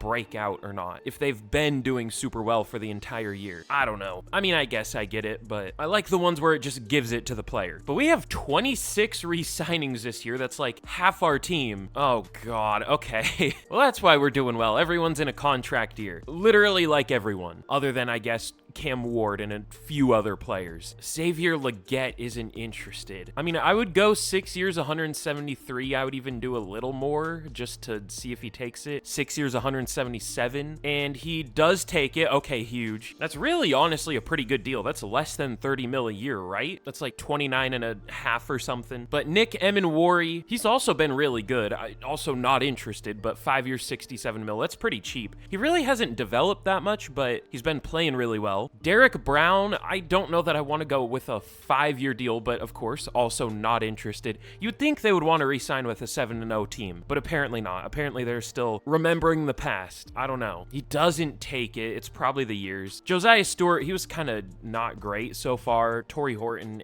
Ronnie Hickman's a backup now. Oso Odighizuwa's replaceable. He's doing pretty well this year, but of course, not interested. The only players that are interested here are backups. I mean, I guess a lot of these guys are backups, to be fair, and they're not interested, but we also have Robert Hunt. He's been very consistently allowing 4 sacks a year, which, I mean, is fine from a right guard, in Madden at least. I would go 1 year 12 if he takes it. He probably won't because he's not very interested. No, he does. Okay, cool. And Austin Corbett, at least so far this year, definitely not. Do we have anyone to bench him for? I think we do. We have White. Is that his name? Yeah, Matt White. Sure. Why not? But all right, let's get to the end of the year. And hopefully we don't choke now that we re-sign some players. That seems to be what happens sometimes, but hopefully it doesn't. But okay, here we are at the end of year number 5. And if you've seen one of these videos before, y'all know why we're here. If you haven't already, be sure to leave a like on the video. Be sure to subscribe. Again, 3,000 likes and it'll let me know y'all want to see a special 10-year rebuild. I feel like I haven't been doing enough goofy rebuilds lately. I've been doing a lot of realistic ones because I like doing them too, but I want to get back into the goofy ones. So I have a special 10-year rebuild planned, and it sounds stupid, but leaving a like on the video does really help out the channel. I would appreciate it. And also let me know any fun ideas y'all have down in the comments. I mean, I guess for this one specifically, let me know any goofy 10-year rebuild ideas, like themes for them. Like, I don't know, I can only pick, or I can only trade for a play. That would take forever. Maybe not that, but I can only draft. I've done one like that, and that was a lot of fun. Anything similar to that that you can come up with, let me know. But here's how we're looking at the end of year number 3. I always say the wrong year. Year 5. Unfortunately, damn, I just can't speak right now. Unfortunately, I don't think we really had too great of dev traits. Actually, Austin Rhodes has superstar. We'll take that. That was kind of predictable though. But Sharpton only has star. That's fine. I was hoping it could be good, but oh well. On defense though. Okay, I didn't look at the defense before I said that. Morgan Bowie has X Factor. I take back what I said about the good athlete edge rushers not having good dev traits. He of course proved me wrong, but I'm okay with that. I think that was all the hidden devs we had though, right? I mean, I guess we also have Craig and Booth. Who's Booth? I don't remember Booth. I think this is just someone the CPU picked. But anyways, in year number 5, we finished 13-4 and got a first round bye. I guess we were technically worse in the second half of the year. We only ended up going, what, 6-4, something like that? But I mean, even that's better than we've done in this entire rebuild, so we'll take it. But let's check out our season stats. Cam Ward, 4,300 yards, 44 touchdown passes, 11 picks, which we will definitely take. Really good completion percentage. But Najee Harris, 1,100 yards, 4.6 per carry, 8 touchdowns, a little lower of an average than he had at the midseason, but I mean, that's still the best we've had so far, so we'll take it. And then Xavier Legette, 1,600 yards, 23 touchdowns. I mean, I like Xavier Legette in real life. I don't think he'll ever do this, but I guess you never know. Like, he's been insane. And then Sharpton even had a decent year, almost 800 yards, 6 touchdowns. Not much outside of him, though. Blocking was Curtis Sapp is way outperforming his overall. I bet you he's playing better than some, like, 90-plus overalls. I actually kind of want to check now. Ike Ekwonu, 20 sacks allowed. He really hasn't developed much more. I mean, understandably so. He sucks in this game for some reason. Rashawn Slater, 18 sacks allowed. He's actually regressing. Really? Already? He's only 29. That's crazy. Jordan Mailata, 14 sacks allowed, 13 for Wirfs. Joe Alt, 13 from right tackle. That's crazy. Like, I don't know. Lineman overall just literally means nothing. It's just about how they play for some reason. But Clayton Black, 108 tackles, led the team. Also another really good year. 5 TFLs, half a sack, 3 picks. But Oso Odigizua, 14 TFLs, led the team. 13 for Brown, 10 for Bowie, and sacks. 9 for Brown, Bowie, and Richard. We'll take it. I'm curious, where does Bowie rank? He's number 15 for left outside linebackers, so about, I guess, 30 overall, I don't know, for outside linebackers. And then Paul Richard, I would guess like 6? 4, okay. So he should be getting more than 9 sacks, but I guess that's his best year so far, so we'll take it. And then Oso Odigizua, also 7 sacks. But interceptions, 4 for Emin Wari, 3 for Black and Brown, and then 1 for a couple players. But MVP goes to Patrick. Has he not won an MVP so far? I'm legitimately asking. I don't remember. I feel like he's won every single one so far. Also, Jackson Dart on the Titans up there. But Cam Ward makes it, but all the way down at 10, throwing 300 yards, 44 touchdowns, 72 completion percentage. What? Did Mahomes throw like 60 touchdown passes? He threw 50 and 4,800 yards. Okay, I definitely get Cam Ward not winning it, but quarterbacks just do way too well in this game. But Offensive Player of the Year goes to Xavier Legette, of course. I did not expect that he would be the big, kind of random breakout. I mean, not really random because he was a first-round pick, but a little bit random of a big breakout. And then let's see, no Panthers up here for Defensive Player of the Year. We get cucked again for Offensive Rookie of the Year. I mean, it's not the biggest deal because Sharpton wasn't that crazy, but of course. And then we do thankfully win Defensive Rookie of the Year. I mean, Bowie already has X Factor, but we'll take it. Should get some decent XP, probably. But all right, like I said, we are finally in the playoffs. Also, did we go on a big losing streak? We finished with 2 wins, so I guess we were 11-4 at one point. We must have went on a classic Madden huge losing streak. Yep, we lost. We went 1-4 over this stretch right here. We got smoked by the Chiefs and the 49ers and got beat by double digits against the Bucks. Not that we should have gone 17-0 with this team, but it's just weird that it always happens in streaks. But all right, let's see who we're going to be taking on in our first playoff game of the rebuild. It's going to be the New York Giants. Actually at an 88 overall, but only 8-9. So they're a better overall team than us, but finished with a losing record while we went 13-4. Okay, sure. I want to see, is an 88 one of the best? I mean, a lot of the time in franchise, at least for me, the Giants do develop really well. Yeah, it is one of the best. The Jags also have an 88. Same with the Eagles and the Falcons and the 49ers and the Cowboys. The Chiefs are a 90. Also, some of the teams are invisible. This is a new glitch. I noticed it in like the last rebuild I did. But the Steelers and Texans are both 88s too. So a ton of 88 overall teams. So we're like probably around 10th in terms of overall, which isn't like, that's not 13-4 good. So I guess I'll understand if we lose this game, but also we have a much better record. I don't know. Also, who's their quarterback? Surely it's not still Daniel Jones. No, they have JD Green. Low-key a 1950s ass name. They had a quarterback with a similar name, or it was like 2 initials, right? Yeah, Y.A. Tittle. Crazy name. I mean, he mostly played for the 49ers, but he also played for the Giants. They also have Garrett Nussmeier. That's interesting. But all right, let's see if we can beat the Giants here.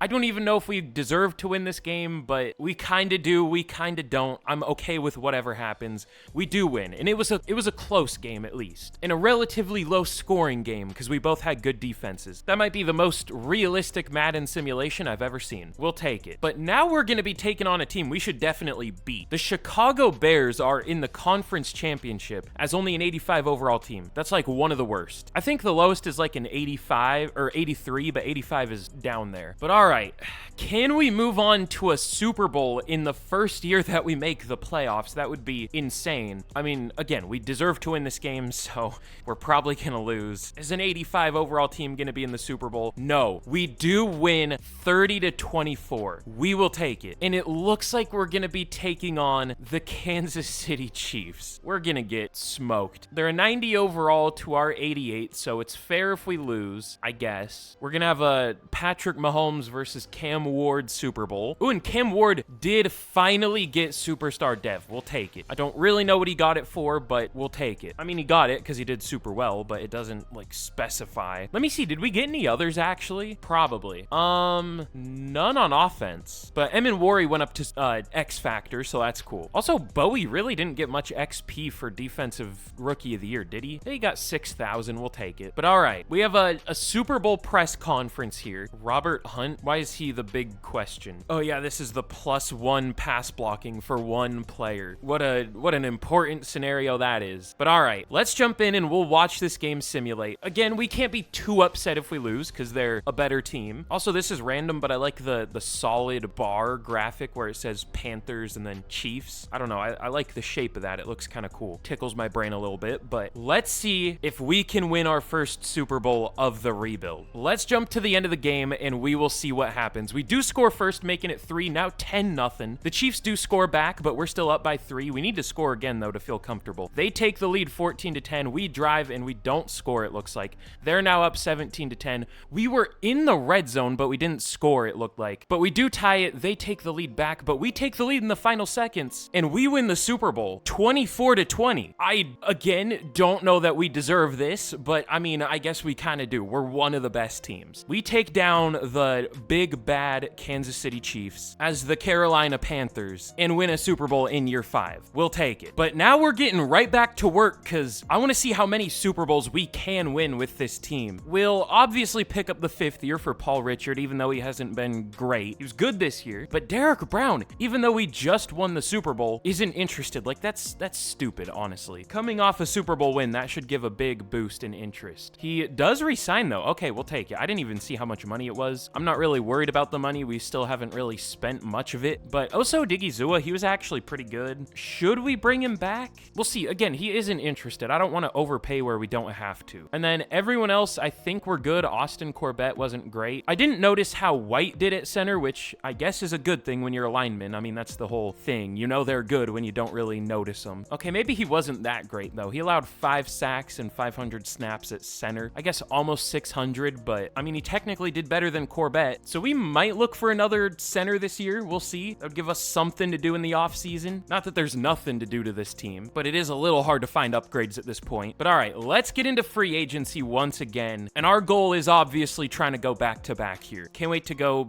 8-9 and miss the playoffs. But we went down in overall right after we lost the Super Bowl, or won the Super Bowl. I meant we lost overall. Okay, that is what I figured. Robert Hunt did retire. Okay. I mean, that's fine. That's like the least important offensive line position, right guard. I guess in real life and Madden. I mean, it's still an important position, but it's replaceable. But in free agency, Caleb Williams is a free agent. That's kind of crazy. I mean, obviously we don't need him, but it's still interesting to see. George Kittle. You know, we do have a good tight end in Alex Gaffney, but he's a pure blocker. He really shouldn't be out here as a receiving option. Not that it really matters in simulation, I don't think, but we might go for George Kittle. Like, why not is my question. Like, is there any good reason why we shouldn't, other than I guess we might not use him that much, but we would use him a little bit, and that's good enough for me. If we can get him. Ooh, we might be able to. Okay, how long is the deal? Hold on. I did very player friendly, but that's a 4-year deal for a 35-year-old player.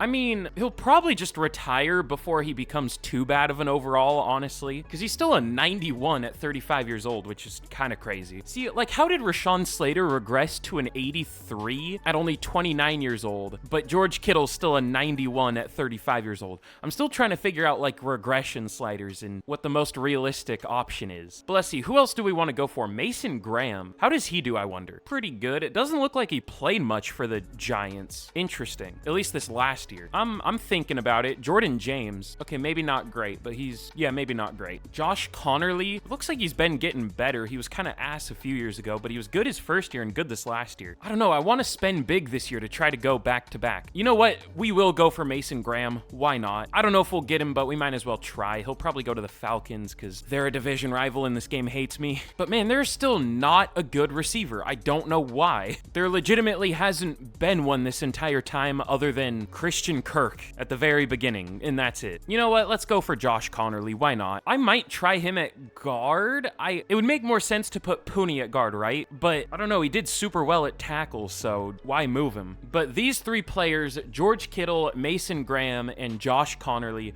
I feel like we should even go for someone else because we still have 46 mil, which it's crazy we still have that much money. I feel like we have paid a decent amount of players. I don't know, man. It feels like we're cheating the cap space a little bit somehow. You know what? I'll also go for Josh Sweat on a one-year deal just for really good edge depth. So these four players, do they want to sign? I don't feel like we're gonna get all of them. I don't know how many we're gonna get at all. We're not gonna be able to get George Kittle. We get Josh Connerly. That's the one I was the least excited about because we could easily just draft a guard. Mason Graham at least goes to the Cowboys and not the Falcons. We have been unbelievably unlucky with free agency. We've been in the lead for like every player we're going for. They just reject us, or at least tied for the lead. Yeah, we're not gonna get George Kittle. I want to do something, but like, what can we do? Walter Nolan, how does he do?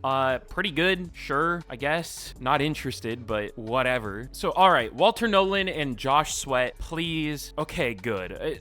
Not nearly as fun of a class as we were originally going for, as has been the case every single year, but at least we get a few good players. I guess we'll take it. Ooh, the Steelers traded for Mike Williams. That's kind of interesting. So now they have George Pickens and Mike Williams. Shouldn't they go for a little more like pure speed? I mean, I guess they have Calvin Austin, but like, how is Jonathan Mingo going for a 4th round pick? How is Mike Williams going for a 5th? But DeAndre Hopkins also goes for a 5th. That's just weird to me. I don't get NFL trades sometimes. They don't really make sense. Oh, wait, I missed the more important trade. Marshawn Lattimore got traded to the Commanders. The Commanders might win a ring. Corner was such an issue for them, but not anymore. That's a weird trade. A 3rd, a 4th, and a 6th, and they get a 5th back. I mean, that's fine, but that's a lot of picks to give away. I mean, at least you're getting a 5th back. That's like good value, but I wouldn't just like not give so many picks away, but it's not really good to only end up with,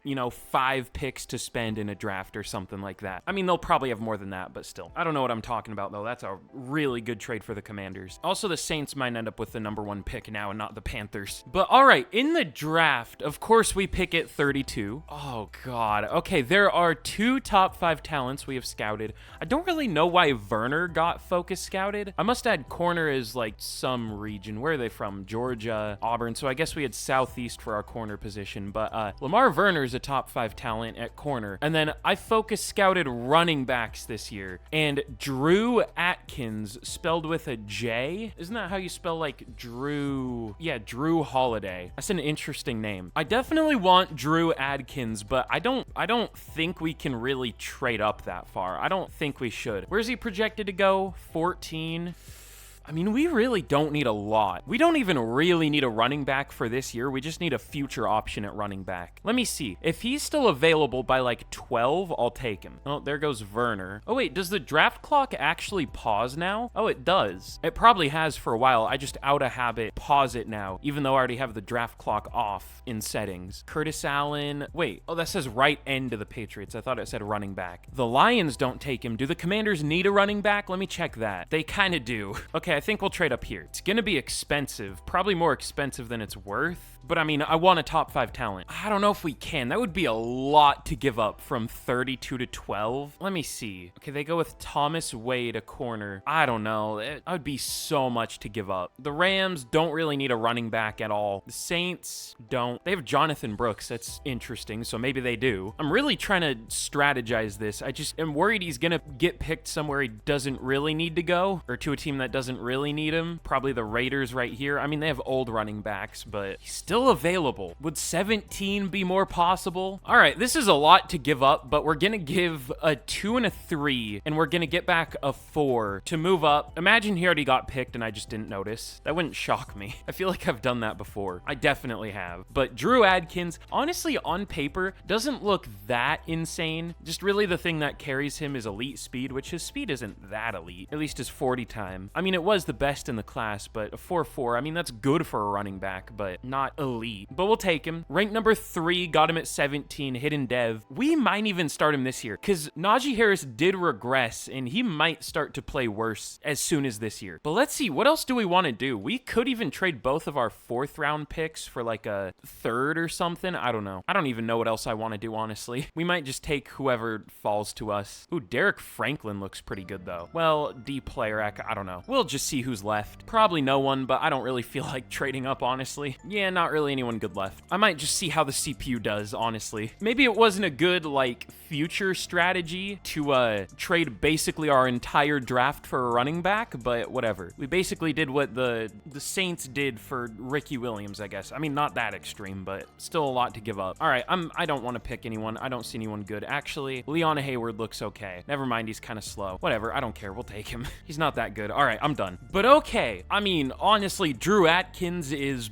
better than I even expected. He's an 80 overall. I thought he was going to be like a 78 or something because he was, what, ranked 3? We saw a few years ago the 3rd best player was like a 77, so I didn't know if he would be that great, but he has 95 speed, 92 juke move, and those are the ratings that really carry, it looks like, because everything else he's pretty good at, but I guess those are 2 pretty important ratings for a running back. And then other than that, I mean, what is there to even say about the rest of this draft? Very good first pick, the 3rd best player in the class. I wonder if he's like tied for 1st or something. He might be. He is. Okay. There's also Ralph Griffin, a QB, who went at 13. Oh yeah, QBs don't really get picked by this point, even if they're good, which is weird. And then Elijah Middleton, a good defensive end, went number 1 overall. Number 1 out of Texas A&M to the Browns. Interesting. Wait, I was gonna say, isn't Myles Garrett like 6'4"? He's 6'4", 272. Elijah Middleton is 6'3", 277. This is literally Myles Garrett again. All right, cool. But all right, heading into year number 6, we are now up to an 89 overall heading into the season. We're finally a really good team on paper. We have an 89 overall offense now, a 91 defense. And really, I mean, there shouldn't be any issues with this team at all. Again, like I said last year, the only thing that maybe should technically be an issue is left tackle. Sapp did develop, though. Where does he rank now? Number 22? Okay, never mind. That shouldn't really be an issue anymore. He's good now. He's a decent left tackle. So, I mean, I'm sure it won't go perfectly.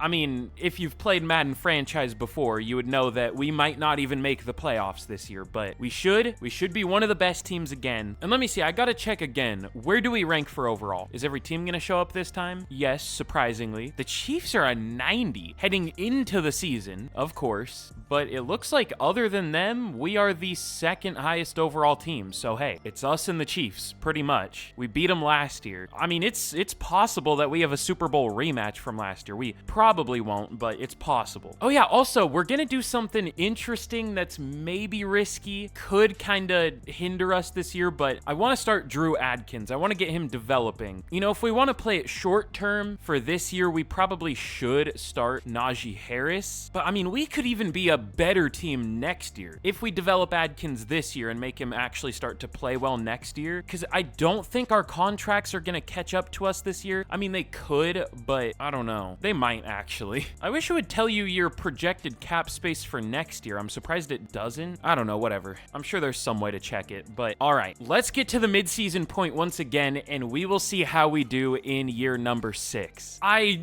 know this game too well. I hate Madden. NFL, please let a different company make an NFL game, please. Let someone else do it. We're 3-4 with a 91 overall team. I mean, maybe the best in the league now, maybe tied for it. I mean, let me see. The Chiefs are a 90. We're the highest overall team in the league, and we're 3-4. God, I mean, I guess we technically overperformed last year, but that doesn't mean we should be horrible this year. I mean, we're not horrible, but we're underperforming pretty badly. This year, our offense just sucks. Is it the blocking? No, it's not even Drew Adkins. He's doing well. I don't know, man. Curtis Sapp isn't doing super great. I mean, the line's fine overall. Oh, we have no interceptions on defense. Okay, yeah, that'll do it.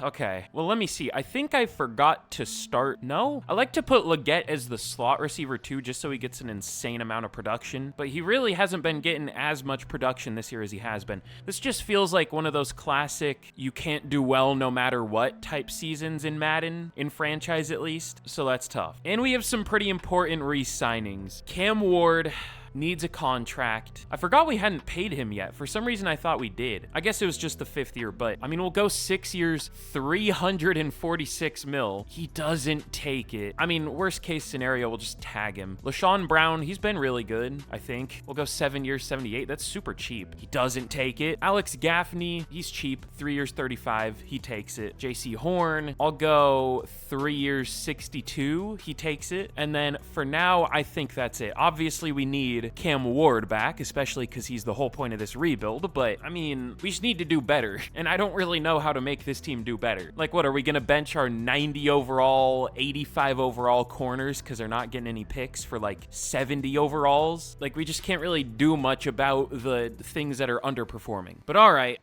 let's get to the end of the year. We might bounce back and make the playoffs.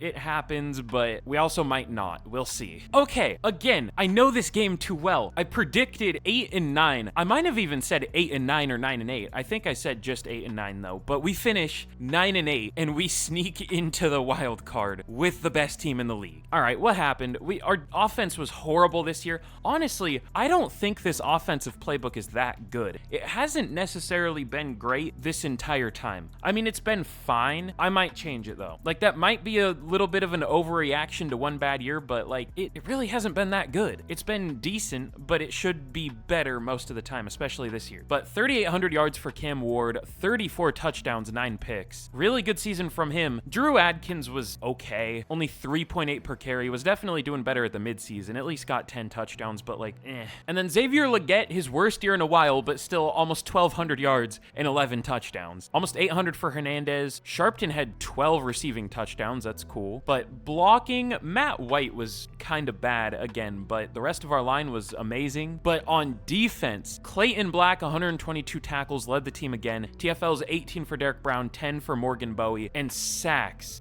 14 for Paul Richard, 12 for Derek Brown. Again, most he's had in real life is 3, but also 10.5 sacks for Walter Nolan. Now, Morgan Bowie wasn't phenomenal. 5.5 sacks. It's a certified EA moment, but I guess everyone else did well at least. And then we only had 5 total picks on the year, so that's tough. But at least the defense as a whole was great. But no Cam Ward up there for MVP. Mahomes wins it for literally maybe the 7th time in a row, or 6th time in a row. But Puka Nacua wins the Offensive Player of the Year. No Panthers this year. Defensive Player of the Year goes to Chris Shaw for the Giants. Interesting. Sounds like a country singer name. Derek Brown at number 5. We'll take it, I guess. Paul Richard all the way down at 10. Do TFLs matter that much? I guess. But I keep wanting to call him Adkins. Atkins wins Offensive Rookie of the Year, as we figured. And then Defensive Rookie of the Year, no Panthers. Not that we had anyone that got any playing time, I don't think. But like I said, I am gonna switch this offensive playbook. I think I've finally found my favorite 3-4 defensive playbook,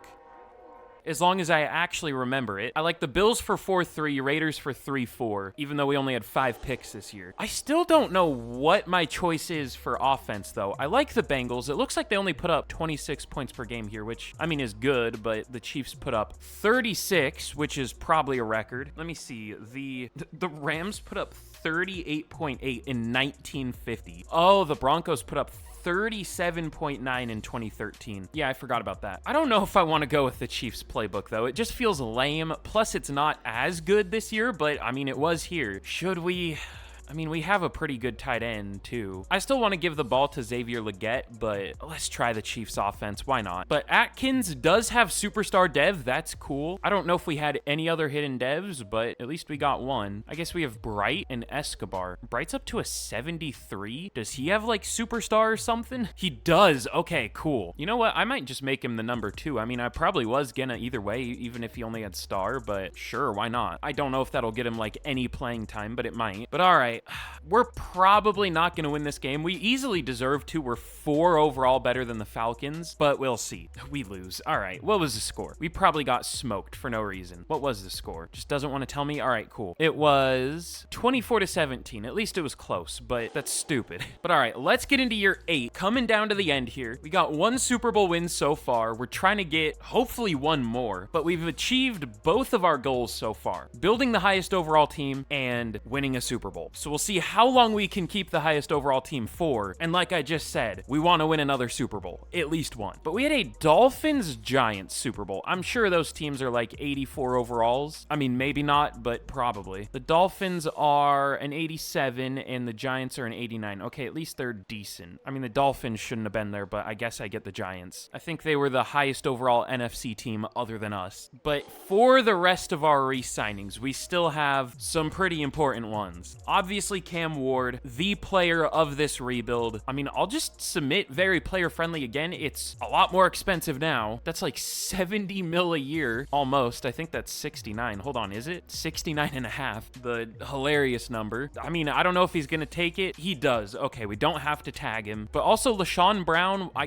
guess I'll just go very player-friendly again, 6 years, 84. He doesn't take it. Do we need to tag him? I mean, I might, just because we don't really need to sign any more free agents. We might as well just keep him. But we'll pick up the 5th year for Antonio Norman. We'll pick up... Oh, no, wait, this isn't a 5th year. We don't really need Will Young. He really didn't develop that much. He did well early on, at least in terms of picks, but for pass deflections, he never did that much. He's really fallen off production-wise. I'm good. And let me see, there's no one else here, right, that I might be missing, because sometimes it puts him towards the back. Najee Harris, he regressed a lot. Josh Sweat regressed, and I don't even know if he had a single sack this year. He might have, but nope. I guess he hardly played, but still. Okay, let's just get to the draft, I think. I mean, there could be some decent free agents. If there are, we might sign someone. We would have to restructure some deals, but okay, there's Josh Allen, Quinnen Williams, that's interesting. TJ Watt, I feel like most of the time when I sign him in simulation, he just doesn't do that well. We do still kind of need an edge rusher, which is annoying, but you know what? Should we restructure Cam Ward already? That would free up 18 mil. I think that would give us enough. Almost. Is there anyone we can release? I don't think we've cut a single player yet. I mean, probably early on, but no, not really. Madden contracts are weird. It always makes it like fully guaranteed or something. I don't know. It just makes it so there's never a point where you can release a player and it'll save you that much money. It's interesting, at least speaking from experience. That's why I never really check if there are players we can cut. It's just because there never are. But all right, TJ Watt, we'll offer him a 1-year deal. I think we're the only team interested in him, right? Which is kind of crazy. I want at least a green deal, though. I don't want to do more than 1 year in case he does suck, though. There's also Nick Scorton. I don't know if I'm saying his name right. I'm just guessing. I don't think I've ever heard it pronounced. He had 110 sack year, but that's it. Okay, TJ Watt. I didn't think we were going to do anything, but that's actually a pretty massive move if he does sign with us. He does. Okay. That's interesting. I mean, Morgan Bowie's good, but he just doesn't play well. Shocking, I know, a good player in Madden that doesn't play well. No way, never heard of that before. I genuinely would like this game. I would like simulate, or I would just like franchise in general, if players actually played as well as their overall, or at least close. That is, I don't really care about much else. That is just the one thing that bothers me. Like the 4th best outside linebacker getting 5.5 sacks is crazy. In a full starting season, like no injuries here, obviously. Damn, also the Panthers unis are like underratedly nice. I don't know, those are cool. I like them. But all right, I'm just yapping. Let's get to the draft once again, and I don't even really have a plan this year. I mean, I guess we probably need a corner because we let whatever his name is go. I am so bad at remembering drafted players' names. I will never remember even the good players' names. But we do need a corner now, so I guess that gives us something to draft. And maybe a receiver, but we probably won't use them, so I don't know.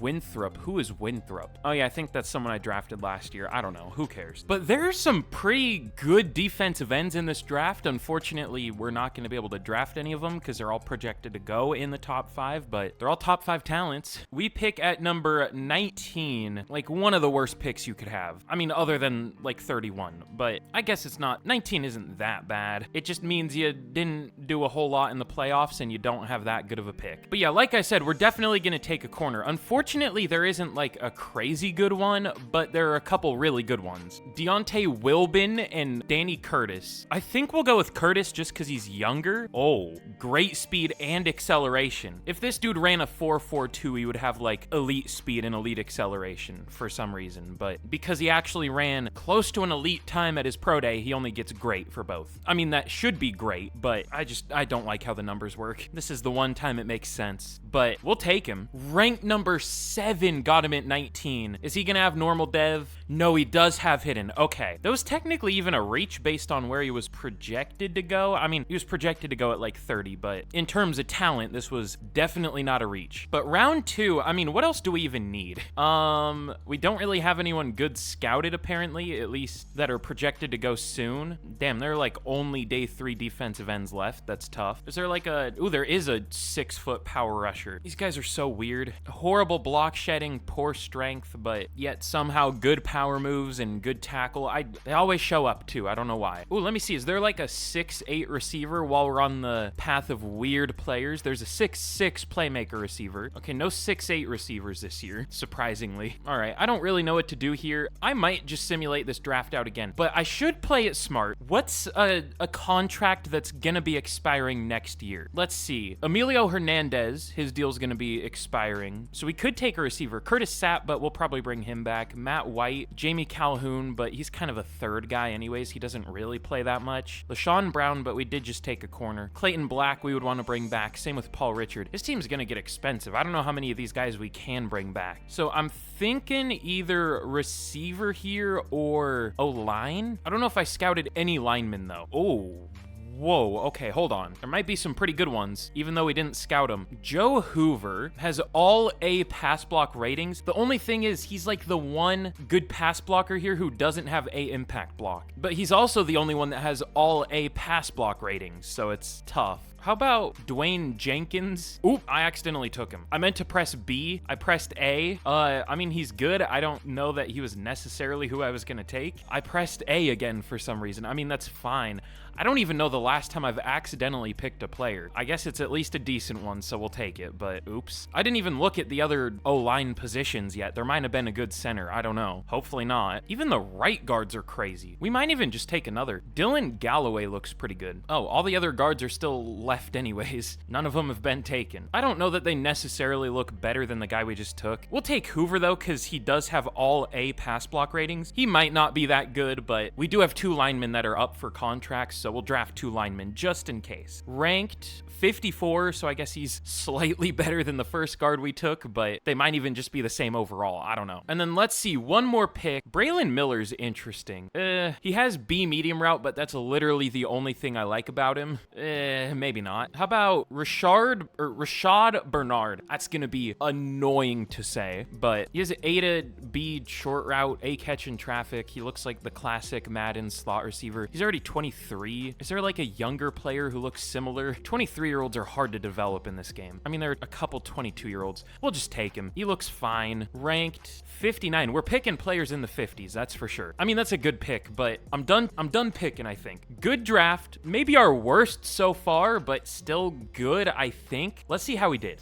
Am I tired? Am I stupid? I just simulated past the week. All right, how good is the corner? That's what we need to know. That's all we need to know. He's a 77 overall. Okay, cool. That's what I expected. He has 82 zone, 93 speed. We'll take it. I don't know how much playing time he's gonna get as a rookie, though. We don't really have like a pure slot corner or anything. He was only a 74. LaShawn Brown's an 84, so he might have to do it. I wouldn't want to make JC Horn the slot corner, even though he's decent at it. You just don't typically want to do that if you have someone that's really good on the outside. So hey, we got a really good player with the main pick that mattered. I'm pressing a lot of weird buttons today. What's wrong with me? Almost closed out a franchise. Maybe I should for a little bit. I don't know. But all right, here we are heading into, I think, year 7, I guess. I thought it was 8 for some reason, but year 7? Did I lose track? I don't know. Is it actually year 7? I think it is. I thought we were farther along, but I guess not. But y'all know the team by this point. I mean, it's very good, obviously. We are a 92 82 overall heading into the season. I'll check where that ranks in a second. I would assume it's the best unless the Chiefs did something insane in the offseason, which maybe. But we'll see how we do with this new offense. I mean, we unfortunately lost our first game with this new offense in the playoffs. So hopefully, you know, that wasn't a sign of things to come, but our offense hasn't been that good anyways. I mean, it's been good, but again, not as good as it should be. But let's see, like I said, let's check where we rank for overall. We are, of course, a 92, but the big one we want to check is the Chiefs, and they're only an 89. We are the highest overall team in the league, unless someone else developed by 3 overall. That's crazy. This is starting to look like one of the best realistic rebuild teams that I've built all year. But let's get to the midseason point, and let's see how we do. Okay, thankfully we are 6-1 at the midseason. Our one loss coming against the Buccaneers, 24-23. That's fun. I'm sure they're like an 82 overall. I mean, not actually, but probably not that good. But we are doing insanely well. Okay, never mind what I said about the Chiefs offense not being as good this year. Apparently it is. We have the best offense in the league.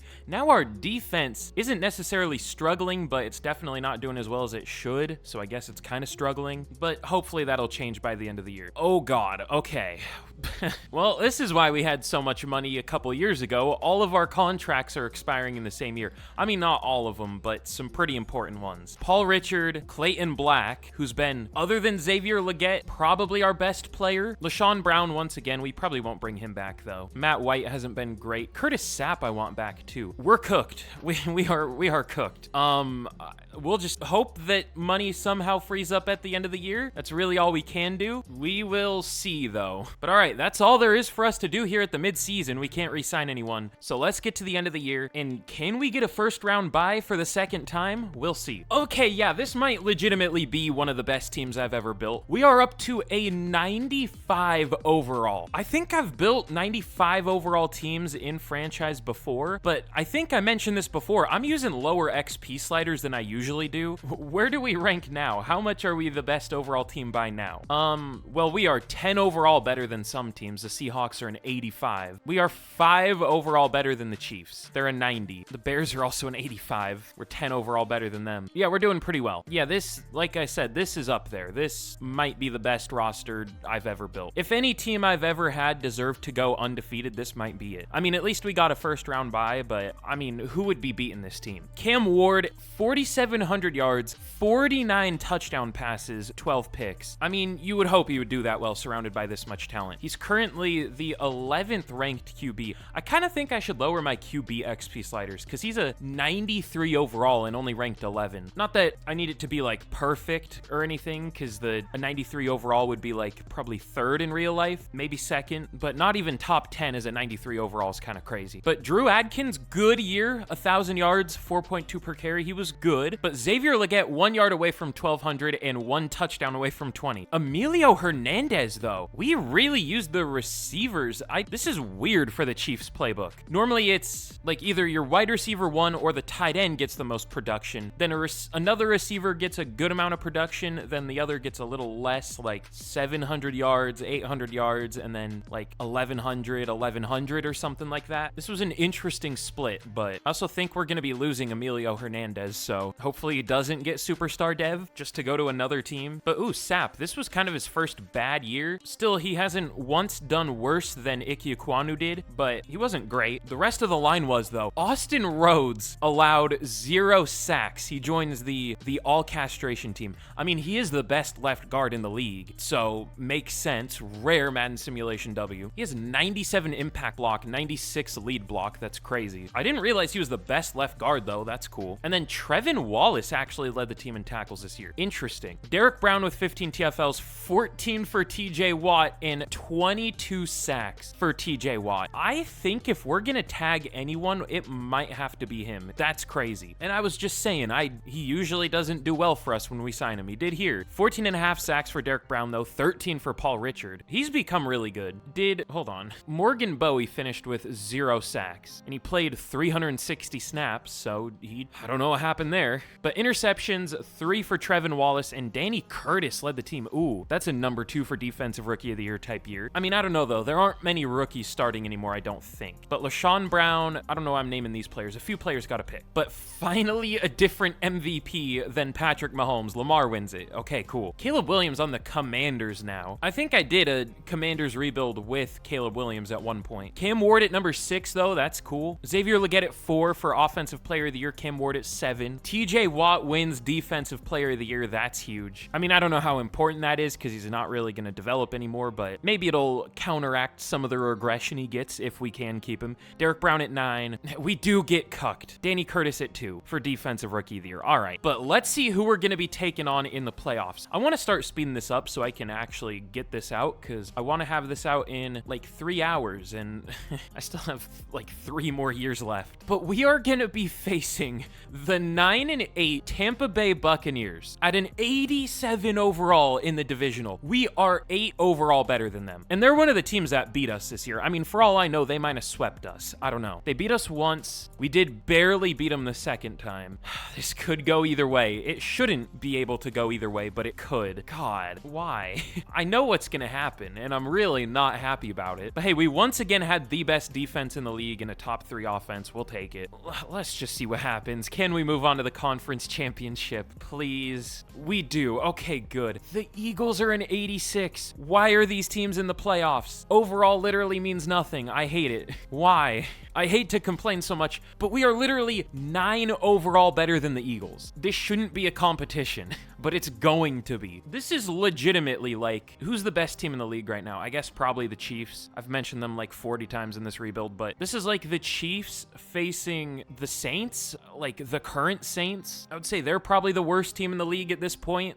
It might even be a bigger gap than that, honestly. I don't know if that would be a full 9 overall gap. I mean, maybe, but we very much deserve this game. What was the score against the... Oh, 38-21. Okay, good. Good. That's how it should be, especially because we were at home. But can we move on to another Super Bowl, our second in 3 years? We can. We win 27-24. And who would have guessed? Who else would it be facing us than the Kansas City Chiefs, who just beat the Dolphins 51-28?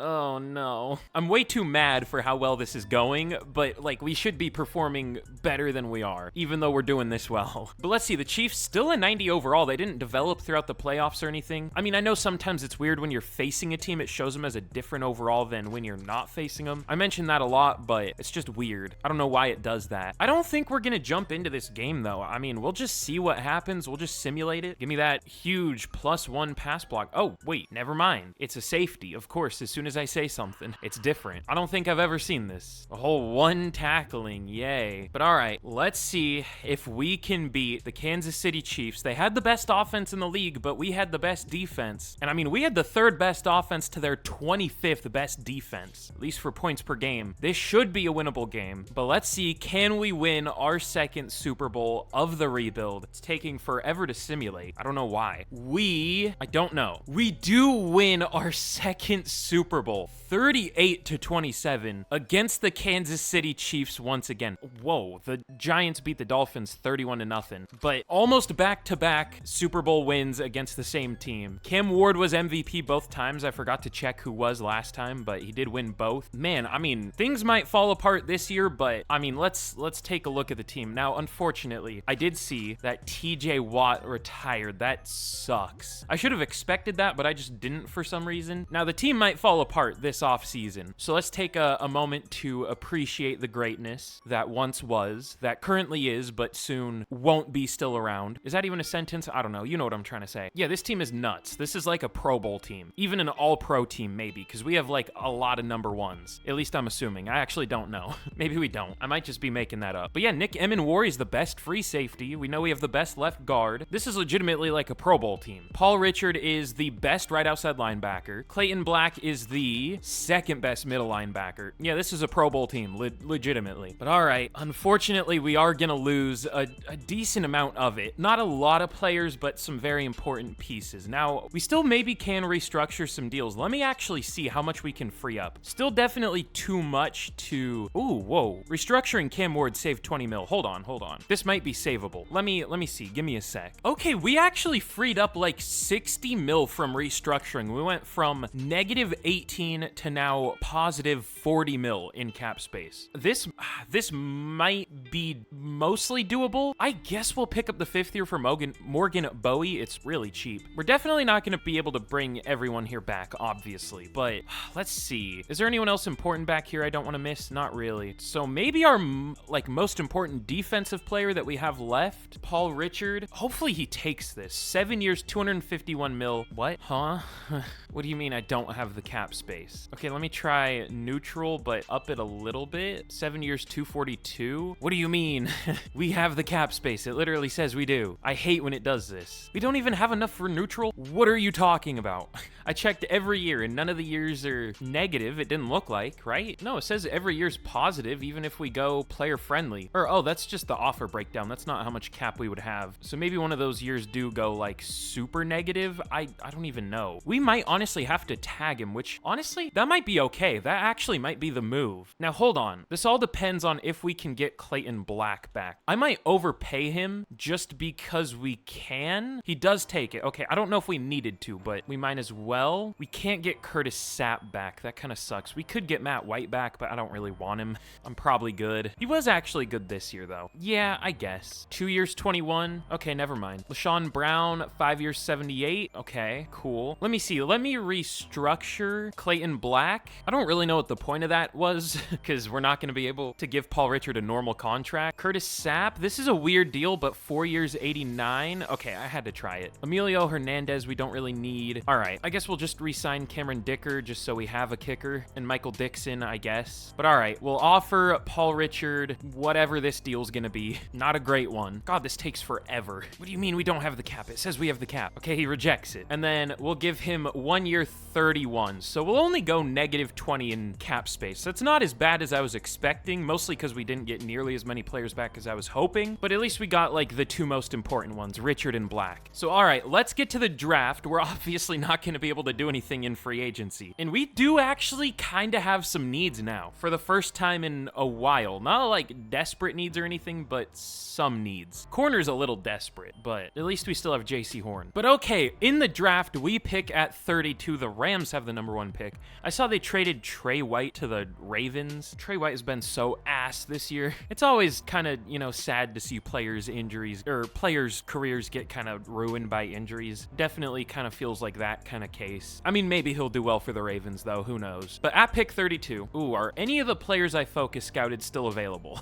Maybe not. Okay. Well, Justin Hamner is, which is an absurd name, Hamner. I thought it said Hammer at first. I thought it was kind of funny, but Hamner. I focus scouted a corner who got taken. There is another good one, though, Matthew Harrison. Adrian Ringer also looks pretty nice. I don't know what his speed is, though. And then I focus scouted a center. Oh, he's still here. Howie Carl, first-round talent. So at least 2 of the 3 players I focus scouted were first-round talents. Probably 3 out of 3. But I think I'm going to go Hamner here. Let me see. He's projected to go 55. Carl's only projected to go 71. I mean, I'm going to be honest. I think we're only getting 1 out of these 3 players. And then Matthew Harrison is 57. I think I'm going to go with Justin Hamner. He looks really good. His ratings are nice. Not right here, like all C's and D's, but he has A spec catch, A medium route, B short, A awareness, good after the catch. He has elite acceleration, great change of direction. We'll take him. Maybe normal dev, because a lot of the time playmaker receivers do have it, but ranked 11 got him at 32. Dude, we've been destroying the first round in this rebuild. We're number 29. That's cursed, but does have hidden dev. That's the main thing we were hoping for. He'll start this year, and I mean, knowing what we saw last year, he could end up with like 1,000 yards. We'll see. But all right, at pick 64, is anyone... Oh, I saw Carl got taken to the Eagles. Damn it. And Ringer went. Oh, I don't know what I'm going to do here now. That sucks. I feel like a lot of the players that I want get picked right before me. It's annoying. But let's see. Nobody really great that we have scouted.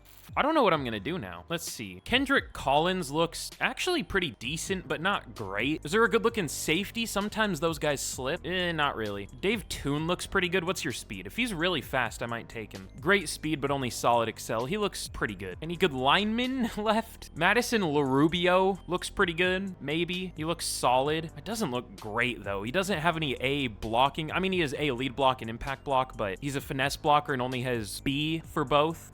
Oh my God. Are you kidding me? Are you kidding me?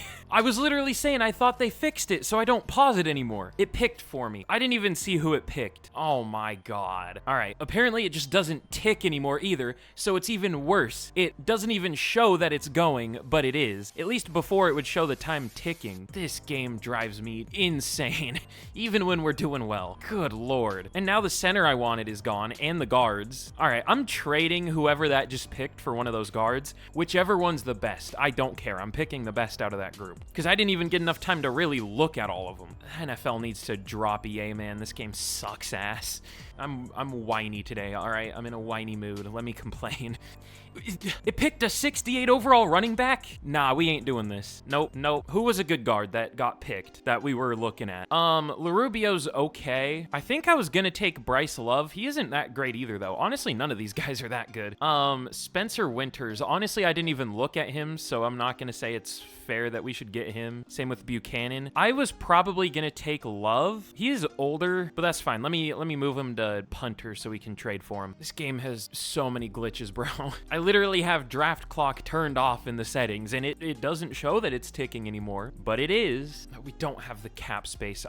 Never mind. You don't get him. He's gonna be at punter. You Steelers don't get to have him, all right? We'll leave him at punter until they eventually either cut him or we can eventually afford to trade for him. I don't know. The rest of the CPU did nothing. 64 overall D tackle, 65, 65, 66, and oh yeah, a 68 in the second round. The picks I made were pretty good.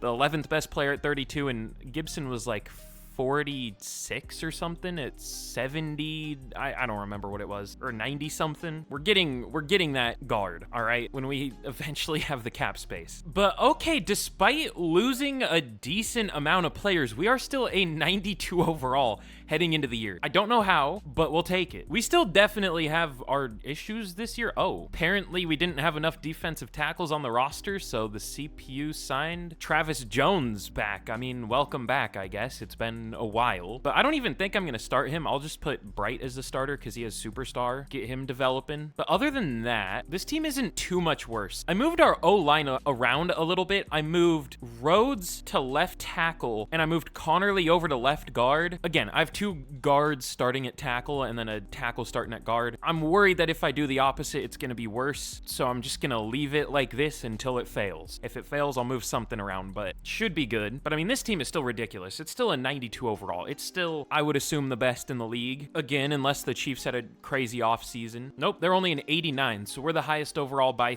3 still. What? Oh, I saw the 92. That's us. Okay. But all right, y'all know the deal. Honestly, no, we still should get to the mid-season because we're still trying to, keep some players. We're in a pretty tough spot with contracts, so it's going to be important. Let's get to the mid-season and we'll see what happens. All right, we're 4-3 at the mid-season. Fine, whatever. We should be better, but at least we've won 2 Super Bowls so far. I'm not gonna complain about that, but we should be better this year. Okay, I saw that. When I was trying to restructure a deal earlier, I saw it would give us negative 65 million cap in a couple years. That was a couple years ago, and now we have it. Or I guess last year, maybe. Goodbye to all these players, unfortunately. Paul Richard, Austin Rhodes, Antonio Norman, Tavon Sharpton, Ron Craig, Dominic Cooney. Okay, I think that's it for starters. Yeah, bye. I don't know what we can do about that. That's tough. I always get scared when at one point in a rebuild we have more cap space than we should, because that means I accidentally put all the money in the same year and we're screwed. I don't mean to backload, but you don't really get a choice in Madden. We can't even tag anyone, I don't think. I don't think we can recover from negative 65 mil. Let's hope we make the playoffs. That's really all we can do. Okay. Thankfully, we do sneak into the playoffs at 11-6. We are in the wild card. We are now up to a 95 overall team again. I would just assume we're the best by like 4 or 5 overall still. But Cam Ward, monster year again. Drew Atkins, really good. Xavier Legette, 1,500 yards. What is the Chiefs' offense? It's been really different both years. This year, every pass went to Xavier Legette. 18 touchdowns, though. He was really good. Ooh. Okay, Austin Rhodes wasn't great at left tackle, and Joe Hoover at center was terrible. The rest of the of the line was good, though. And then Black, 124 tackles, TFLs 11 for Derek Brown, and sacks 12 for Paul Richard in his final year here. 11 for Morgan Bowie, or 11 and a half. Good, because we need an option now that Paul Richard's going to be gone. But 11 for Derek Brown, 8 for Walter Nolan, even 4.5 for Rudy Bright, even though he didn't play a whole lot, it looks like. But picks, 2 for Paul Richard. We're back with the outside linebacker interceptions, even though we have a new defensive playbook. But 2 for him, Black, and Norman, and then 1 for a few players. Emin Wari kind of fell off a little bit. But MVP, we can't escape him. And he beats out Cam Ward. I didn't know Ward would be that close. Patrick Mahomes wins MVP now on the Rams. Cam Ward at 2. All right. Also, I'm realizing I forgot to check where Bryce Young went. I mean, it doesn't matter. It looks like he didn't really catch on with whatever team he was on, but... Or did I say Cam Ward? I meant Bryce Young. I don't know what I'm saying anymore. Xavier Legette at 3 for Offensive Player of the Year. Cam Ward at 8. Paul Richard at 4 for Defensive Player of the Year. Derek Brown at 10. Justin Hamner does win Offensive Rookie of the Year. That's what I was hoping for. And that's it. So no MVP for Cam Ward. That sucks. At least not yet. But I want to see, is Bryce Young still around? I should have remembered. I don't know why. I always forget things I say that I'm going to do. He is not I'm just in overall league. I meant to go QB. He is still around. He's the Bears QB. Their starter. Okay. He has been actually pretty good. 37 touchdowns, 13 picks, 4,000 yards, 73 completion percentage. I mean, every QB is good in Madden, to be fair, but sometimes I see him do really well, like MVP level well. Definitely hasn't been that here, but he's been pretty good. But all right, we're going to be facing the Cowboys in the wild card. We're 7 overall better than them. Let's see what happens. We do beat them. That's surprising. The Cowboys definitely aren't as good in this year's game. I feel like I can't remember. I feel like they were earlier on in the year, but not so much anymore. We beat them 31-16. Now we're going to be facing their division rival, the Philadelphia Eagles, at only an 87 overall. Again, we are 8 overall better than them. Please. Okay, we do win. 31-21. And now we are going to be taking on the 86 overall Minnesota Vikings. Why are the good overall teams not doing anything in the playoffs? Why are we facing these horrible rosters? We are 9 overall better than them. They beat the Rams. Didn't they just have the #1 pick? I mean, I guess that's the Patrick Mahomes effect. I don't know. But can we move on to our 3rd Super Bowl in 4 years? We do 24-10 against the Vikings. Now, who are we going to be facing? The Raiders. The Raiders. Max Crosby's still around. He was Defensive Player of the Year this year. They had the best defense in the league. Ours was good, but it wasn't as good as it should have been. It still should be the best in the league. It is the best in the league, just not playing like it. But our offense was a lot. They had the worst pass game in the league, and they're in the Super Bowl? Excuse me? Who's their QB? Oh yeah, Shedeur Sanders. They still have him. How are they the worst? Do they just not pass? I guess. He's been pretty good. Oh, he hasn't been great though. But all right, can we win yet another Super Bowl? Eventually, we're overdue to lose one, even though we deserve it. I hope I didn't just like manifest that. I might have. I shouldn't have said that. Why'd I say that? We lose to the Raiders, who had the worst pass game in the league. God. All right, that's fine. We deserved it. I'm doing what I can to make this a monster team. But this is where this finally gets super interesting again. Did that say negative 81 mil? That might be a record for a rebuild. Wow, that's terrible. What do I even, like, there's no point in restructuring anything. We're not getting out of negative 82 mil. I mean, we might get down to like negative 40 if we try super hard. We might not even be like a good team next year. We're going to be losing some players. Paul Richard, Drew Adkins. Oh, that's just the 5th year. We'll pick that up. Austin Rhodes, Antonio Norman, Tavon Sharpton, Ron Craig, all starters. John Booth isn't our center also named John Booth? I don't know. Dominic Pooney. God, our O-line is going to suck. I know what we're doing in the draft. We're down to an 89 overall now. That's a 6 overall drop, and we're still the same overall as the team we lost to in the Super Bowl after losing 6 overall. That's crazy. But yeah, this O-line is horrendous now. I mean, we kind of have an interior, but we have no tackles. We need a receiver. Oh, that's interesting. Hammer went up to superstar. That's cool. Or Hamner. I'm just going to call him Hammer because I'm not going to remember to say Hamner. Gaffney went up to X Factor. That's nice. And then on defense, we desperately need an edge rusher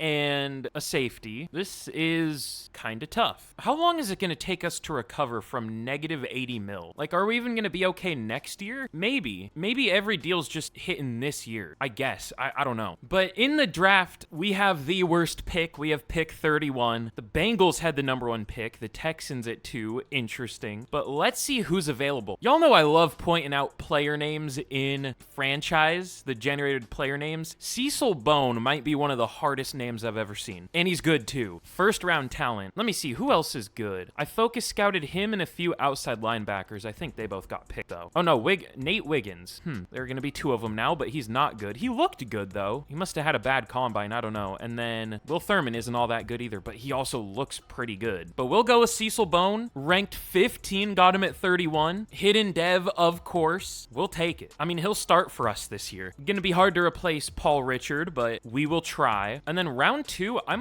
me see. There's a first round talent right guard projected to go, what's 120? Is that 4th round? I might just take him here because like he's worth it. And I don't really see anyone else I want too bad. I mean, I guess I didn't really look at the receivers, but a lot of the time by this point, the decent receivers are gone. Ooh, wait a minute. Jamal Blanton, a UDFA. Jesus. He is A spec catch, B deep route, almost all elite traits other than strength. Okay, we're obviously not going to pick him yet, but we're going to pick him. Okay, this is going to be a weird draft, but I am going to technically reach on Abdul Matthews, but he's going to be worth it. He's a first round talent. We might start him at tackle. He's only 6'3" though, so I don't know, but we might have to. Ranked 22, got him at 63, and surprisingly has hidden dev. A lot of pass protectors don't, but we'll take it. And then round 3, let's go with, is he still here? He should be. Alan Slaughter. Definitely can't put him at tackle at 6'2". Good strength, though. Honestly, some of his ratings look better than the other guy we took. I mean, I didn't look that close at the other guy, but ranked 23. Okay. Wait, first to second is 23? I thought it was 24. I mean, not that that's much of a difference, but still.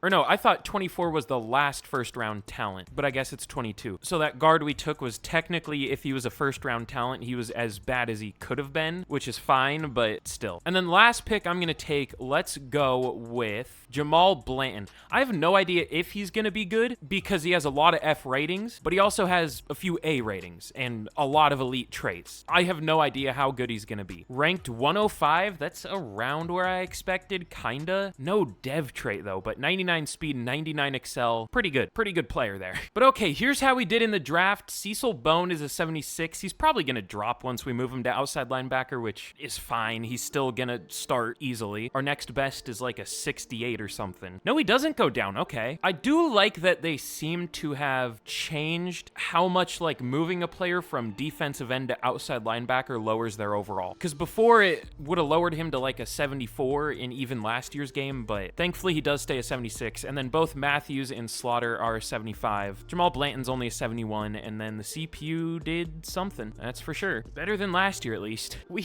Where is our cap space? We still have negative 88 mil. Go away. How are we this broke? How is this even possible? This is literally New Orleans Saints simulator. What's happening? But all right, now heading into year number 9, I think. Yeah, year 9. Second to last year. We're at an 88 heading into the year. This is the worst we've been in a while, but I mean, we're a super young team now for the most part. I mean, few rookies starting on the O-line, few rookies starting on defense, or at least one, I guess. I also completely forgot we needed a safety, so I moved Winthrop there because he was the corner that went down the least in overall if we moved him, so I guess that works. But yeah, we'll hope Cecil Bone wins Defensive Rookie of the Year. That's our major hope on defense. I really don't think we're gonna do well this year. I mean, we could though, because like we're actually not that great of an overall team anymore, so of course now we would start doing well. I don't know though, we'll see.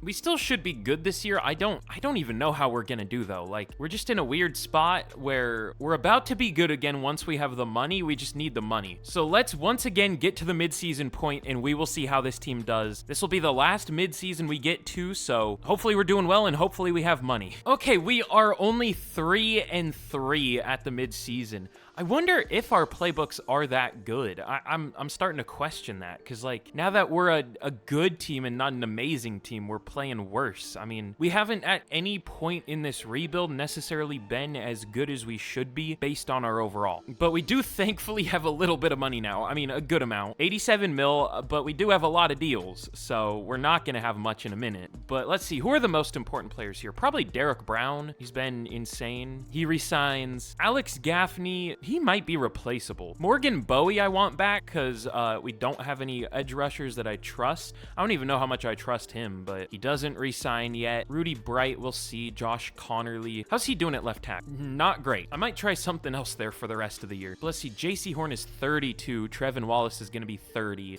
I guess Alex Gaffney? He does resign. Okay. For now, I think we're fine. I actually might resign Rudy Bright because he'll probably develop more throughout the year, so this is like the cheapest he's gonna be. He does resign. So, all right, let's get to the end of the year once again, and we will see what happens. I have no idea how we're gonna finish. All right, we finish 8 and 9. That was kind of to be expected. Well, I guess I can't say we bounced back because we were technically worse than we were at the midseason because we had an even record there, and you know, now we're 8 and 9. But I mean, Cam Ward, great year, still only sacked 29 times. He really has not taken that many sacks in his career. Drew Adkins, 900 yards. He honestly wasn't that good, only 4 per carry. He was fine. But Xavier Legette, 1,300 yards, 13 touchdowns. Bernard was good. I wanted Hamner to outproduce Bernard, but whatever. Connerly was okay at left tackle. The rest of the line was great somehow. And then Clayton Black, 125 tackles, TFLs.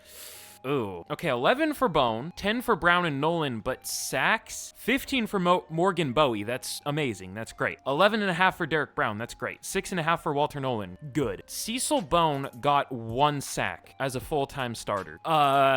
We might need to draft another edge rusher. That's horrible. You know what, though? We really haven't had a year where both of our edge rushers have done well. I mean, we had one where both got 9 sacks. It seems like one produces and the other sucks. Pretty much no matter what. That's interesting. I wonder if that's a Raiders defensive playbook thing. Maybe. But JC Horn, 3 picks led the team in possibly his last year here. 2 picks for Black, Curtis, and Eminwari, and then 1 for a few players. But let's go quickly through the awards. Joe Burrow wins MVP on the Bills. Cam Ward at 9. Bowie at 5 for Defensive Player of the Year. And Cecil Bone still wins Defensive Rookie of the Year. Okay. We'll take that. Sure. I mean, I don't know if we really have a choice. It would be hard to find a better edge rusher than him, but I don't feel great about him. I was thinking he might not produce that well, but I didn't think he would be that horrible. I guess you never know, though. But all right, we only have 23 mil in cap. Really? That's kind of tough. Okay, let me just restructure every deal. I mean, we should actually be able to free up a lot, I think. We haven't restructured in a couple years, so for this final free agency, we should have some money. Depends on how much these re-signings cost, though. Okay, we now have 63. Oh, 71. So that should be good to get everyone here back. We'll offer very player friendly again to Morgan Bowie. 5 years, 180, and he doesn't take it. Well, guess what? You're coming back, bud. 26 mil, that might even be cheaper than what we were offering him. Danny Curtis, I guess we'll pick up the 5th year. I mean, it doesn't really matter because we won't get to that point. But Josh Connerly and Walter Nolan and Trevin Wallace and JC Horn. We're obviously not going to be able to get all 4 of those guys back, but I guess Connerly's the most important because he was our left tackle. I don't think we can get him back, honestly. I don't think he's going to take this. Yeah, he doesn't. That's kind of tough, actually. We might go into the final year with no clear option at left tackle. I don't love that. But Trevin Wallace, Walter Nolan. Let me re-sign the players that are actually interested. Trevin Wallace,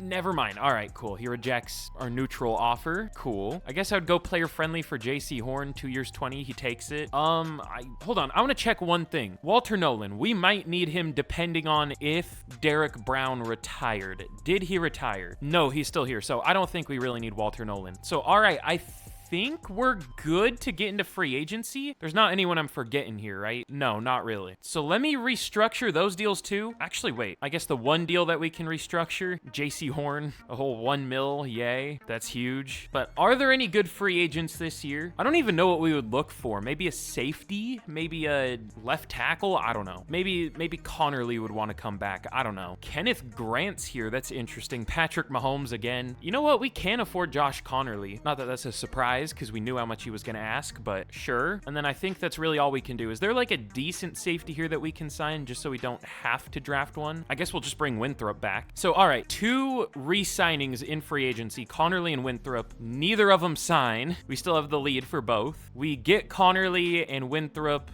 does also sign. Okay, cool. So let's get into our final draft of the rebuild, and we'll see what we want to do. This team still isn't perfect, but okay, in our final draft, we pick at number 15. The Chiefs actually had the second pick this year. I guess I don't have Patrick Mahomes anymore. There is a really good corner available that might fall to us. Chad Johnson, fun name. I don't know if he's probably gonna go to the Packers one pick before us. No, oh, he went at number 9. Okay, well, that's tough. I still might go with a corner because we kind of need a corner. We kind of need a safety. We kind of need a few things at this point. We need a linebacker. How does Dalvin Roberts look? He looks good. He must have a crazy combine. He has a good combine. I've seen some like really good linebackers that go in the first round in simulation, or just I guess in the drafts, but I don't know that he's one of them. He looks really good. I don't know if he's like an 80 plus though. I mean, maybe, but we do need to take a linebacker eventually. I'm just gonna go with Martin Harris though. Probably just gonna play him at corner because he's not like a crazy run defender or anything. He is 6'1", 210 though. He has the size for it, but ranked number 10, got him at 15. Of course, normal dev. We've gotten pretty lucky with the hidden devs though, so I can't complain too much, but still. But let's see, is there a good linebacker? I always like to look for pursuit, but nobody has good pursuit. Jermichael Gilchrist might be good. I don't know though, and he's not projected to go for a while. Let's see, is there a good run stopper, outside linebacker? I always look for those two. I don't really see any. Maybe Taylor Brooks? He looks good, probably. Ooh, okay, this is where the linebackers are. Will Jones. Sometimes pass coverage outside linebackers aren't that good, so I don't know. Let me see. Let me just make sure there's nobody that's like guaranteed to be good that we're passing up on. I scouted Rodney Glover. He's not that good. How about Niles Rucker? He actually looks decent. He's a physical receiver with pretty good route running and ran a 4.41, just not that good of acceleration. He actually might be good. Hold on. I don't know that he would even start for us, but yeah, why not? Okay, he's not that good.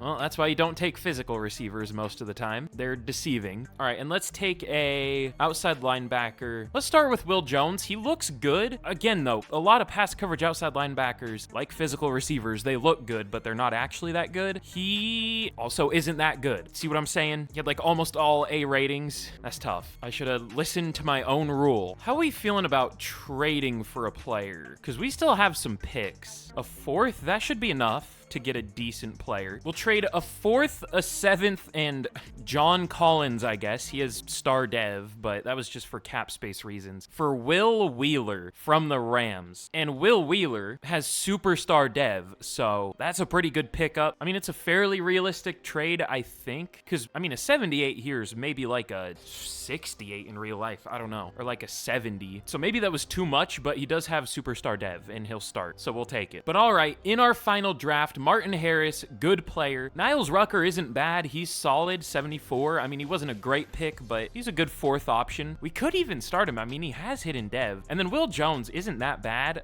72, like, he would have been an okay, not a great starter, but when I see ranked like 100 and something, I picture like a 69 overall, but he's a 72. That isn't horrible. That's a lot better than the CPU probably would have done in the 2nd round, or 3rd, or even 2nd with the 68 overall running back a couple years ago. I won't let that go. I should check though. Did that guard ever become available that I was gonna take? I wonder if they still have him or if they cut him or what. Who was it? Well, probably not, because this would have been a lot of development. Is he on a team or did he just retire because he didn't get signed? He might have just retired. Yeah, I think so. I don't even remember what his name was, so I wouldn't. Oh well. But okay, here we are heading into the final year. This has been a really fun, really successful rebuild. I've already forgotten how many Super Bowls we won. Did we win 2 or 3? Because we've been in 4, right? Transactions. Oh, league history. Yeah, we lost to the Raiders, we beat the Chiefs, and then we beat the Chiefs again. So we've only been in 3? I thought we'd been in 4. So we're 2-1 in Super Bowls, and we're trying to get back there. Now, it's not likely, unfortunately, in the final year, but it is possible. I mean, really, there shouldn't be many issues with this team. We are good at every position. I guess the biggest issue with our defense is probably strong safety. Where does Winthrop rank? 34, so he isn't horrible. He's like borderline starting caliber. He has some pretty good ratings. 85 man, 81 zone, 92 excel, 91 speed. Looks really good in coverage, honestly. I'm surprised he's only a 78 with those ratings. But this front 7 is absurd still, even though it's like regressed and we've lost some pieces. It's a very colorful front 7 too. It's kind of a gradient from red to silver.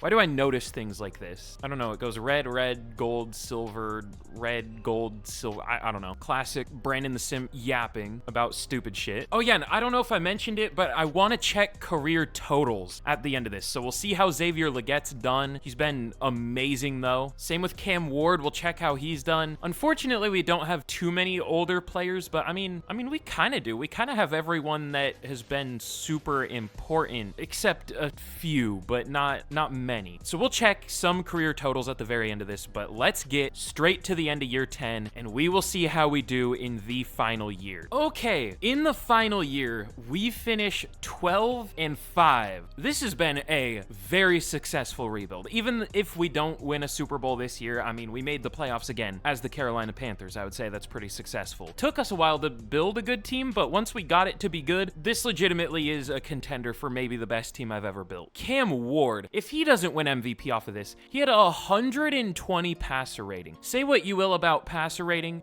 but still. Almost 4,400 yards, 48 touchdowns, only 6 interceptions, 74 completion percentage. Drew Atkins was really good this year. Almost 1,100 yards, 4.9 per carry, 8 touchdowns, 1,000 yards for Gaffney and Legette. See, this is normally what the Chiefs offense is. Tight end, number 1 receiver, number 2 receiver, number 3 receiver, not number 2 receiver, number 1 receiver, whatever it was the first year we had it. I don't know. And then like tight end 4th, but Josh Connerly. 15 sacks allowed. Fun. I benched him at the mid-season. Well, I didn't bench him, but I moved him to right tackle at the mid-season because he had already allowed 8, but he didn't get much better. I switched him and Dwayne Jenkins, and Dwayne Jenkins was really good. So I don't know. I guess that worked. Kinda. Clayton Black, 133 tackles. TFL's 14 for Jennings, which, by the way, he's just a free agent we signed. I didn't even mention him. I just kind of forgot, but he was just a free agent. Who has he been with? He's been on the Rams. Whoa. They just let him go?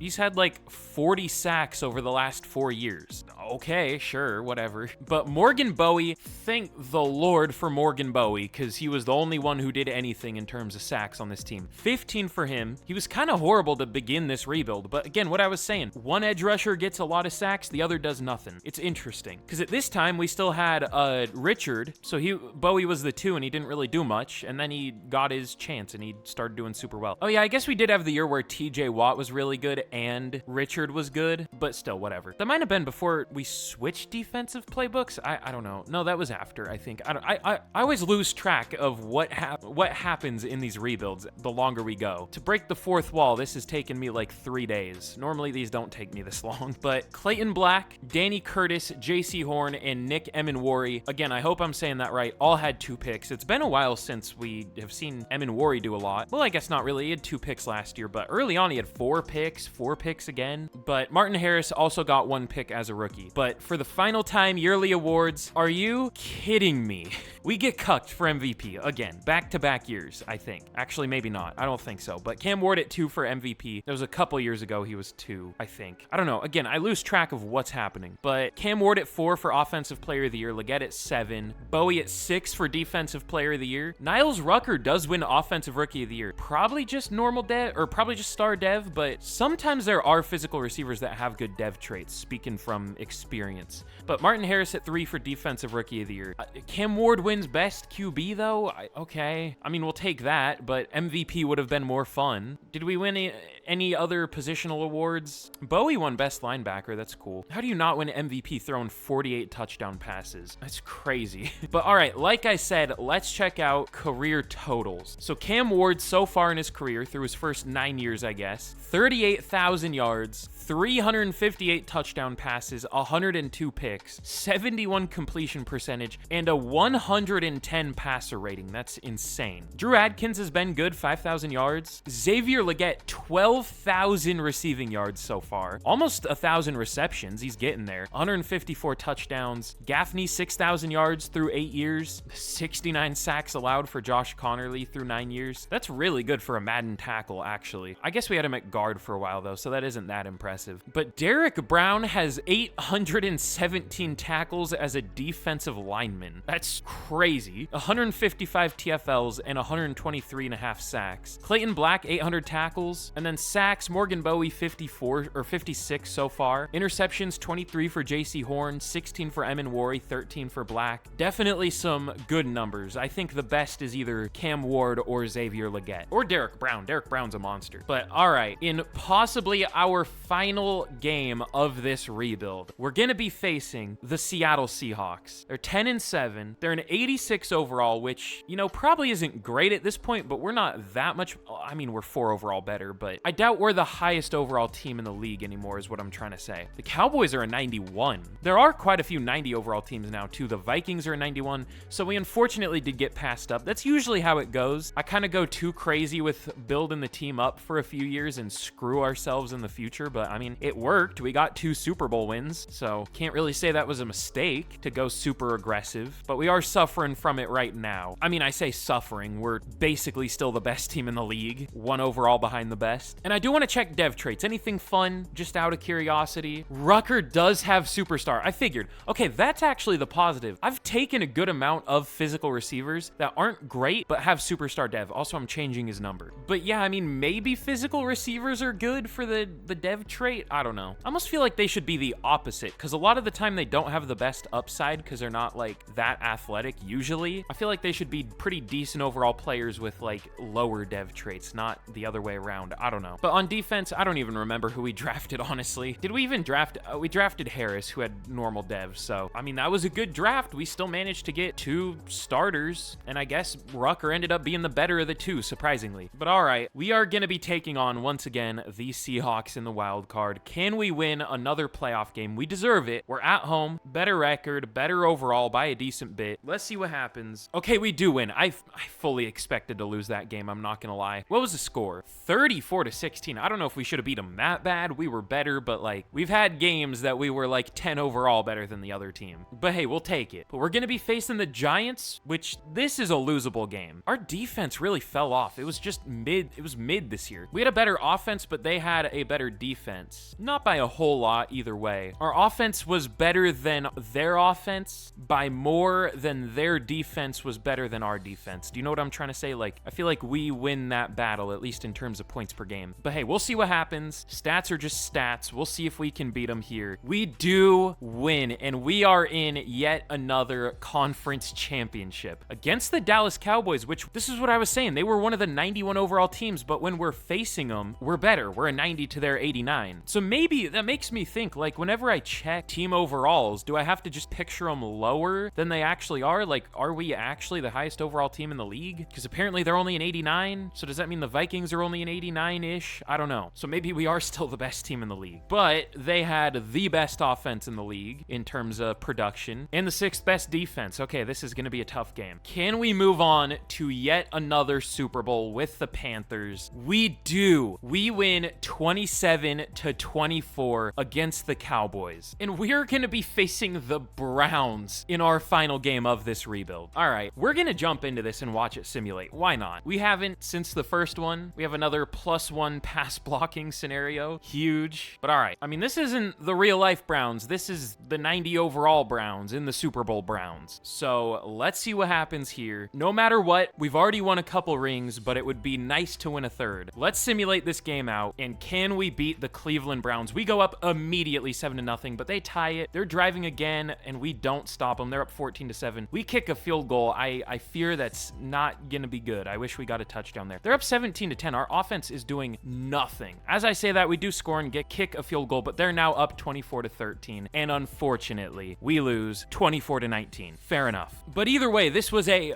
very successful rebuild. I really hope y'all enjoyed. This was a ton of fun. This was maybe the best team I've ever built. It's kind of a shame we only won 2 rings, but I mean, it's better than nothing. I've experienced much worse in simulation. So again, be sure to leave a like if you want to see another 10-year rebuild. Again, the next one of these I'm gonna do probably next week or in a couple weeks, or whenever we hit the like goal of 3,000. I'll do a special 10-year rebuild. I think y'all will really enjoy it. And I want to start uploading more than I have been lately. So be sure to subscribe if you haven't already. Expect a lot more fun stuff coming up soon. And let me know any fun ideas y'all have down in the comments. But thank you all so much for watching. And with that, that, I will see y'all again in the next video. Goodbye.